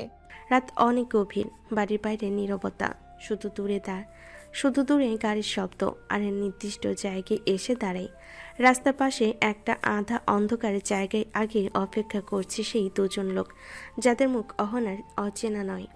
দেরি করলেন যে ভাই সাহেব? বেশি কথা না, এই নেন টাকা। পকেট থেকে টাকা বের করে সামনে ছুড়ে দেয়। লোকটা গুনে দেখে 2 লাখ টাকা। কথা ছিল 2 লাখ, এর বেশি 1 টাকাও না। আর একটা কথা, অহনা যেন কিছুই না জানে। জানবে না এটা তো আমরা নিশ্চিত করতে পারি না। মানে? যখন টাকা চাইবো তখনই দিতে হবে, না দিলে। এসব কি বলছেন? 2 লাখই কন্ট্রাক্ট হয়েছিল। তো কি হয়েছে, মেয়েটা যদি একদিন জানে এই বিয়েটা আপনার সাজানো নাটক, তখন কি হবে ভাবছেন? আরিয়ানের বুকের ভেতরটা কেঁপে ওঠে, কপালে ঘাম জমে, রাগে গা কাঁপছে, জ্বলছে। সে রাগী কণ্ঠে বলল, আপনারা আমাকে ব্ল্যাকমেল করছেন। ব্ল্যাকমেল না, নিরাপত্তা বলুন। এসব করলে ভালো হবে না। ভালো মন্দ তখন ভাবতে হয় ভাই, না দিলে সব বলে দেব। কথাটা যেন ছুরির মতো বিঁধে যায় আরিয়ানের বুকে। কিছুক্ষণ চুপ করে থাকে সে, তারপর শক্ত গলায় বলল, ঠিক আছে, কিন্তু মনে রাখবেন, অহনার দিকে এক চুলো আঘাত খেলে আমি চুপ থাকবো না। আমরা শুধু টাকা চাই, বাকিটা আপনার ভাগ্য। আরিয়ান আর এক মুহূর্ত দাঁড়ায় না, দ্রুত সেখান থেকে সরে যায়। কিন্তু তার মাথার ভেতর একটাই চিন্তা ঘুরছে, অহনা যদি সব জেনে যায় তাহলে কি হবে। রাত অনেকটা গড়িয়ে গেছে। ঘরে ঢুকতে আরিয়ান দেখে অহনা চুপচাপ বসে আছে। মুখে কোনো অভিমান নেই, আবার স্বাভাবিকও না। এক ধরনের নীরবতা ঘরের ভেতর জমে আছে। এখনো জেগে আছো? অহনা কোনো উত্তর দেয় না, জানালার দিকে তাকিয়ে থাকে। আরিয়ান কিছু না বলে তার কাছে গিয়ে পেছন থেকে জড়িয়ে ধরে। এত চুপ কেন ম্যাডাম? অহনা একটু নড়ে, কিন্তু সরে না। আরিয়ান গাল ছুঁয়ে দেয়, কপালে হালকা চুমু খায়। রাগ করেছো? অহনা চুপ করে থাকে। আরিয়ান বুঝে যায় এই চুপটাই অনেক কিছু বলছে। সে অহনাকে সামনে ঘুরিয়ে নেয়। দেখো, এভাবে চুপ থাকলে আমার বেশি খারাপ লাগে। তুমি কোথায় গিয়েছিলে? বন্ধু ডেকেছিল তাই গেছিলাম। এত রাতে? হ্যাঁ, একটু দরকার ছিল। অহনা আর কিছু বলে না, শুধু দীর্ঘশ্বাস ফেলে। আরিয়ান আবার তাকে কাছে টেনে নেয়। বিশ্বাস করো, আমি তোমার কোনো ক্ষতি চাই না। জানি না, কিন্তু কিছু নীরবতা ভয় ধরায়। আরিয়ান আর কথা বাড়ে না, শুধু জড়িয়ে ধরে রাখে, যেন সে নীরবতার ভেতরেও সে পাশে আছে এইটুকু বিশ্বাস দিতে চাই। দেখতে দেখতে 1 মাস কেটে গেছে। সময়টা যেন নীরবে অনেক কিছু বদলে দিয়েছে। যে অহনা একসময় দ্বিধার প্রশ্নে ভরে ছিল, আজ সে অনেক শান্ত। আরিয়ান আর অহনার সম্পর্কটা ধীরে ধীরে গভীর হয়েছে। ঝগড়া হয়েছে, অভিমান হয়েছে, আবার ভালোবাসাও বেড়েছে। ঘরের ভেতর এখন আর অস্বস্তি নেই। একসাথে চা খাওয়া, রাত জেগে কথা বলা, ভার্সিটিতে যাওয়া, আগে ছোট ছোট খুনসুটি, সব কিছুতেই একটা আপন ভাব চলে এসেছে। কিন্তু একটা বিষয় এখনও একই রয়ে গেছে, ভার্সিটিতে কেউ কিছু জানে না। আজ সকালটা অহনার কাছে একটু আলাদা। আয়নায় নিজের দিকে তাকিয়ে সে গভীর শ্বাস নেয়। আর লুকিয়ে রাখবো না, এবার বলতেই হবে। কি ভাবছো ম্যাডাম? এত সিরিয়াস লাগছে কেন? আরিয়ান, আজ আমি ভার্সিটিতে একটা কথা জানাতে চাই। কি কথা? আমাদের কথা, আর লুকিয়ে রাখতে চাই না। ভয় পাচ্ছ? হ্যাঁ, কিন্তু ভয় থেকে বড় হয়ে গেছে একটা দায়িত্ব। আমি তোমার সাথে আছি, যাই বলো, যেভাবেই বলো। ক্যাম্পাসে ঢুকতেই পরিচিত সব মুখ, ছাত্রছাত্রীদের কোলাহল, সহকর্মী ম্যাডামের ব্যস্ততা, সব আগের মতোই। কিন্তু অহনার বুকের ভেতর আজ অন্যরকম চাপ। একজন সহকর্মী এগিয়ে আসে। আরে অহনা, আজ তোমাকে কেমন জানি আলাদা লাগছে। হয়তো আজ একটা সত্য বলার দিন। কি সত্য? অহনার ক্লাসের দিকে তাকাই। দূরে আরিয়ান বন্ধুদের সাথে দাঁড়িয়ে। চোখাচোখি হতেই আরিয়ান মাথা নেড়ে বলে, বলতে পারো। অহনা গভীর শ্বাস নেয়। ভয় আছে, কিন্তু পেছনে ফেরার ইচ্ছে নেই। এই সম্পর্কটা শুধু গোপন গল্প হয়ে থাকবে না, এটা আমার জীবন, আমার সত্য। ভার্সিটির বড় হলরুমটা আজ অন্যরকম ব্যস্ত। শিক্ষক, শিক্ষিকা, স্টুডেন্ট সবাই উপস্থিত।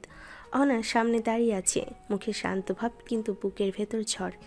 এক মুহূর্তের জন্য সে চোখ বন্ধ করে গভীর শ্বাস নেয়। তারপর মাইকের সামনে এগিয়ে আসে। আপনারা সবাই জানেন আমি অবিবাহিত।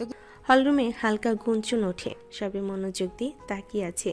কি বলতে চলেছে ম্যাডাম? সবাই শুনতে আগ্রহী। কিন্তু এটা সত্য নয়। গত 2 মাস আগে আমার বিয়ে হয়েছে। চারপাশে ফিসফাস শুরু হয়ে যায়। কেউ বিশ্বাস করতে পারছে না। ম্যাম কি সত্যি বলছে? কারোর বুঝে আসছে না। আমি এতদিন বলতে পারিনি, লজ্জা লাগতো, কারণ সে আমার জুনিয়র, সে আমারই ছাত্র।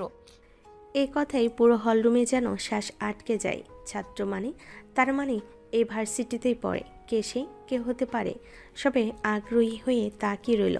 কিন্তু আজ আর লজ্জা নেই, কারণ আমাদের সম্পর্ক পবিত্র। আমরা দুজন একসাথে ভালো আছি।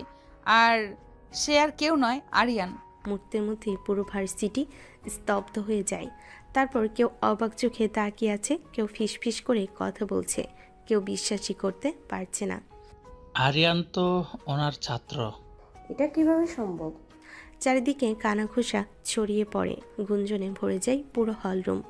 আরিয়ান পেছন থেকে এগিয়ে আসে। মুখে কোনো ভয় নেই। সে অহনার পাশে দাঁড়িয়ে বলে, ম্যাডাম একা না, আমি তার স্বামী, আর আমি গর্বিত তাকে স্ত্রী হিসেবে পেয়ে। অহনা একবার আরিয়ানের দিকে তাকায়, চোখে কৃতজ্ঞতা, বিশ্বাস আর ভালোবাসা। চারপাশের কানাঘুষা আরও জোরালো হয়, কিন্তু অহনার বুক হালকা, কারণ আজ সে আর লুকাচ্ছে না। হলরুমে এখনও কানাঘুষার শব্দ থামেনি। অহনা ঘোষণা সবাইকে নাড়িয়ে দিয়েছে। কেউ ফিসফিস করছে, কেউ বিস্ময়ে তাকিয়ে আছে। ঠিক সেই সময় অহনা আবার মাইকের সামনে এগিয়ে আসে। এবার তার গলা আরও শান্ত, আরও দৃঢ়। আমি জানি এই কথাটা নিয়ে আপনারা অনেক কথা বলবেন, কানাকানি করবেন, প্রশ্ন উঠবে, তাই আজ আমি আরেকটা সিদ্ধান্ত নিতে এসেছি। আমি আজই রিজাইন করতে চাই। রিজাইন? হ্যাঁ, আমি আর এই ভার্সিটিতে চাকরি করব না। আপনারা যেন ভুল না ভাবেন, আমাদের বিয়ে প্রেমের নয়, এটা একটা কারণে আমরা বিয়ে করেছি। অহনার চোখে এক ফোঁটা জল চিকচিক করে ওঠে, কিন্তু পড়ে না। সে জানে এখানে চাকরি করা আর সম্ভব হবে না। আপনারা হয়তো ভাবতে পারেন আমরা ভার্সিটিতে প্রেম করেছি, কিন্তু সেটা সত্যি নয়। তাই যাতে ভবিষ্যতে কেউ কোনো কথা বলতে না পারেন, আমি নিজেই সরে যাচ্ছি। পুরো হলরুম স্তব্ধ, কেউ কিছু বলছে না। ঠিক তখনই আরিয়ান এগিয়ে আসে, কণ্ঠে উৎকণ্ঠা। সে এই ব্যাপারে কিছু জানে না। এই সিদ্ধান্ত তুমি কখন নিলে? আমাকে তো বললে না। অহনা আরিয়ানের দিকে তাকায়, চোখে মায়া, কিন্তু সিদ্ধান্তে এক চুলো নরম না। সে সাহস করে বলে, নিয়েছি কাল রাতে, বলিনি তোমাকে। কেন? কারণ জানতাম তুমি মানবে না, কিন্তু এই লড়াইটা আমাকে একাই লড়তে হবে। আরিয়ান চুপ করে থাকে। সে বুঝে যায় এই সিদ্ধান্ত অহনা হালকাভাবে নেয়নি। এটা তার আত্মসম্মানের সিদ্ধান্ত। আজ অহনা শুধু নিজের চাকরি ছাড়ছে না, সে নিজের সম্মান, নিজের ভালোবাসাকে রক্ষা করতে এক বড় ত্যাগ স্বীকার করছে। কিন্তু এই ত্যাগের পর সামনে কি অপেক্ষা করছে? সম্মান না আরও বড় ঝড়? হলরুমে থমথমে নীরবতা। অনেক সিদ্ধান্তে সবাই স্তব্ধ। ঠিক সেই সময় আরিয়ান এক ধাপ এগিয়ে আসে। তার কণ্ঠে কোনো দ্বিধা নেই, শুধু দৃঢ়তা। তোমার সব সিদ্ধান্তে আমি পাশে আছি, চিন্তা করো না অহনা, তুমি একা নও। অহনা আরিয়ানের দিকে তাকায়। চোখে জমে থাকা ভয়টা যেন একটু হালকা হয়ে আসে। আমি জানতাম তুমি আমাকে বুঝবে। ঠিক তখনই প্রধান শিক্ষক মাইকের সামনে আসেন। তার কণ্ঠ শান্ত কিন্তু দায়িত্বপূর্ণ। আনহা, তোমার চাকরি ছাড়তে হবে না। আমরা পুরো বিষয়টা বুঝতে পেরেছি। তোমরা দুজন একে অপরকে অনেক ভালোবাসো আর স্বামী স্ত্রীর সম্পর্ক পবিত্র। এই জায়গায় কোনো প্রশ্ন নেই। তুমি চাইলে তোমার চাকরি কন্টিনিউ করতে পারো। সবার চোখ এখন অহনার দিকে। মুহূর্তের জন্য হয়তো সব এখানেই ঠিক হয়ে যাবে, কিন্তু অহনা ধীরে মাথা নেড়ে আবার মাইকের কাছে আসে। সে একবার চারপাশে তাকায়, সহকর্মী, ছাত্রছাত্রী, পরিচিত মুখগুলো। সে জানে এখন কেউ কিছু না বলেও আড়ালে ঠিকই বলতে ভুলবে না। আমি চাই না আমার কারণে কারোর মনে প্রশ্ন উঠুক। আমি চাই না আমার স্বামীকে নিয়ে কেউ ফিসফিস করুক। তাই আমি চাকরি করব না স্যার, এই সিদ্ধান্তটা আমার। হলরুমে নিস্তব্ধতা নেমে আসে। কোনো কানাঘুষা নেই, কোনো প্রশ্ন নেই, শুধু সম্মান। তোমার সিদ্ধান্তের প্রতি আমরা সম্মান রাখছি অহনা। আরিয়ান চুপচাপ অহনার পাশে দাঁড়িয়ে থাকে। তার চোখে গর্ব। আজ অহনা শুধু একজন শিক্ষক নয়, সে একজন স্ত্রী, একজন সাহসী মানুষ। সন্ধ্যার দিকে আরিয়ান আর অহনা বাড়ি ফিরল। বাড়ির ভেতরে ঢুকতেই চেনা শান্ত পরিবেশ। রান্নাঘর থেকে ভেসে আসছে খাবারের গন্ধ। অহনা মনে মনে একটু হালকা অনুভব করে আজ আর কোনো লুকোচুরি নেই। ঠিক তখনই আরিয়ানের মা এগিয়ে এলেন। না মা, একটা কথা শুনলাম, তুমি নাকি চাকরি ছেড়ে দিয়েছো? হ্যাঁ মা, এবার সংসারে মন দিতে চাই। তাহলে তো ভালোই হলো, দুই যা একসাথে কাজ করবে। আমার তো ছুটি। হ্যাঁ মা, আপনার এখন রেস্ট করার বয়স, আপনি কাজ করবেন কেন?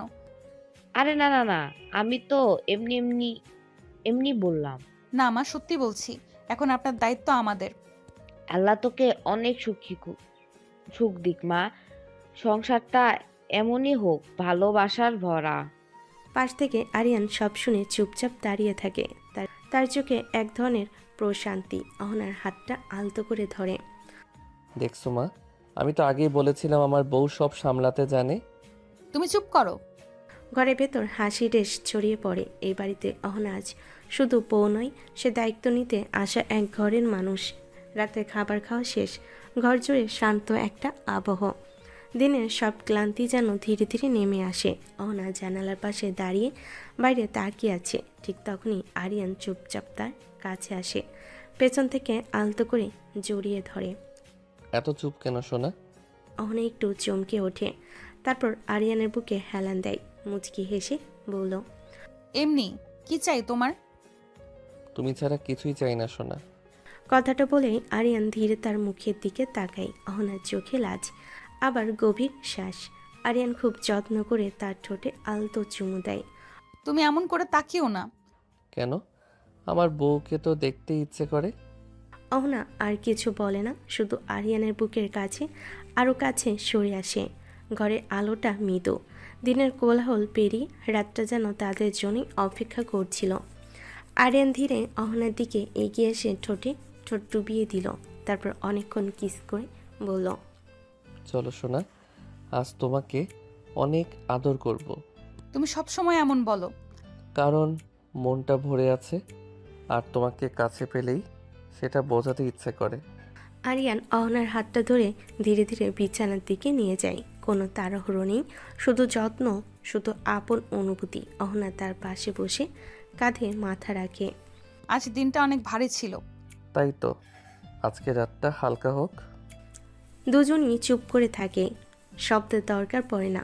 বিশ্বাস আর ভালোবাসার উষ্ণতায় ঘরটা ভরে ওঠে। আরিয়ান ধীরে ধীরে আদর করতে লাগলো অহনাকে। অহনাও ভালোবেসে মেনে নিল আরিয়ানের সব আদর। গভীর রাত, ঘরের আলো নিভে গেছে অনেকক্ষণ আগেই। আরিয়ান আদরে ক্লান্তিতে অহনার পাশে গভীর ঘুমে ডুবে আছে। তার নিঃশ্বাস ধীরে চলছে, কিন্তু অহনার চোখে ঘুম নেই। বুকের ভেতর অদ্ভুত এক অস্থিরতা। ঠিক তখনই টুং। হঠাৎ আরিয়ানের ফোনে মেসেজের শব্দ। অহনা চমকে উঠে বসে। প্রথমে গুরুত্ব দিতে না চাইলেও চোখটা অনিচ্ছায় ফোনের দিকে চলে যায়। স্ক্রিনে ভেসে ওঠা লেখা পড়তে তার শরীরটা জমে যায়। আরও 1 লাখ টাকা দিন, না হলে আপনার স্ত্রীকে সব বলে দেব। আপনি প্ল্যান করে বিয়ে করেছেন, আমাদের টাকা দিয়ে ভাড়া করে এনে আপনাকে বিয়ে করতে বাধ্য করেছিলেন। অহনার চোখ বড় হয়ে যায়, হাত কাঁপতে থাকে। মনে হয় মাটির নিচ থেকে কেউ তাকে টেনে নামিয়ে দিচ্ছে। বুকের ভেতর ধাক্কা খেতে খেতে একটা কথাই ঘুরে ফিরে আসে, প্ল্যান করে বিয়ে। হঠাৎ সে আর নিজেকে সামলাতে পারে না। আরিয়ান, আরিয়ান ঘুম ভেঙে চমকে উঠে বসে। হঠাৎ ঘুম ভাঙে, সে বুঝতে পারে না কি হয়েছে। তারপর অহনাকে বসে তাকাতে দেখে জিজ্ঞেস করে। কি হয়েছে? কি হলো অহনা? অহনা কাপা হাতে ফোনটা তার দিকে এগিয়ে দেয়। চোখে ভয়, রাগ আর বিশ্বাস ভাঙার একসাথে বিস্ফোরণ। এটা এটা কি আরিয়ান? ওরা কি বলছে এসব? আরিয়ান স্ক্রিনের দিকে তাকিয়ে বুঝে যায় সব শেষ। মুখের রং বদলে যায়। কয়েক সেকেন্ড সে কোনো কথা বলতে পারে না। অহনা শোনো। শোনো, আমি তোমাকে বিশ্বাস করেছি, আমার জীবন সম্মান সব তোমার হাতে দিয়েছি, আর তুমি কি আমাকে প্ল্যান করে ফাঁসিয়েছো? না, আমি তোমাকে ভালোবাসি, এটা মিথ্যা না। ভালোবাসলে কি মানুষ ব্ল্যাকমেল করে? এই মানুষগুলো কারা আরিয়ান? ওরা কি জানে সব? ঘরের বাতাস ভারী হয়ে ওঠে। আরিয়ান চুপ করে দাঁড়িয়ে থাকে। তার নীরবতাই অহনার জন্য সবচেয়ে ভয়ঙ্কর উত্তর। তুমি কি জানো আজ আমি কি করেছি? সবার সামনে নিজের চাকরি ছেড়েছি তোমার জন্য, আর তুমি? আমি চাইনি তুমি এভাবে জানতে পারো। তাহলে কিভাবে জানতে পারতাম? আরো 1 লাখ দিয়ে নাকি আরেকটা মিথ্যা দিয়ে? ঘরে নিস্তব্ধতা নেমে আসে। বাইরে রাত যেমন গভীর, অহনার ভেতরে তেমন অন্ধকার নেমে আসছে।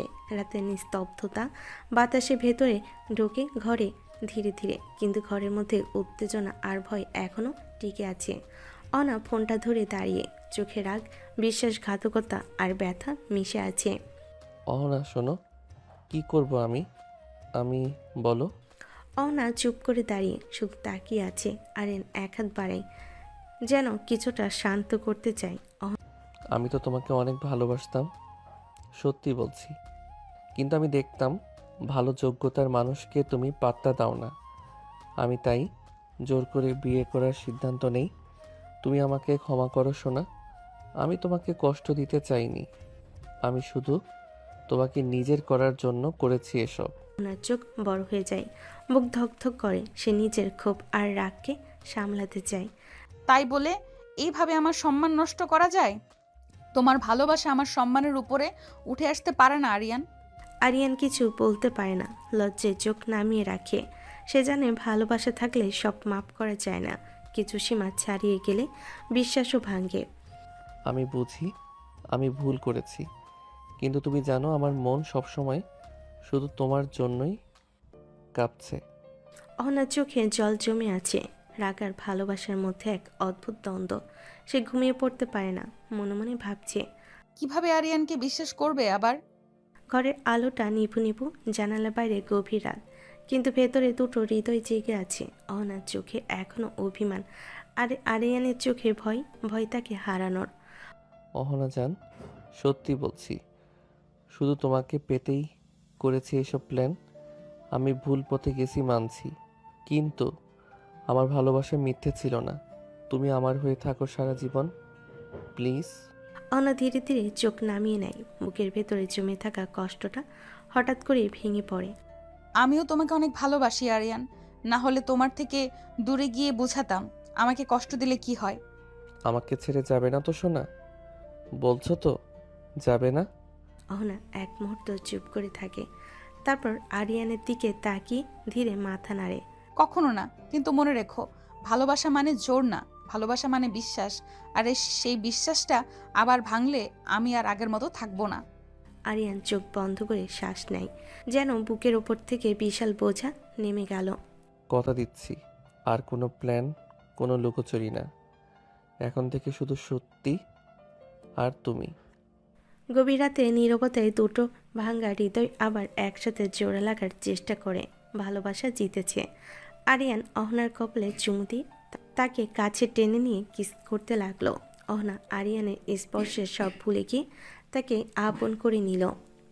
দুজনের মনে আজ বাধাহীন ভালোবাসা, একে অপরের ভালোবাসায় পরিপূর্ণ হলো।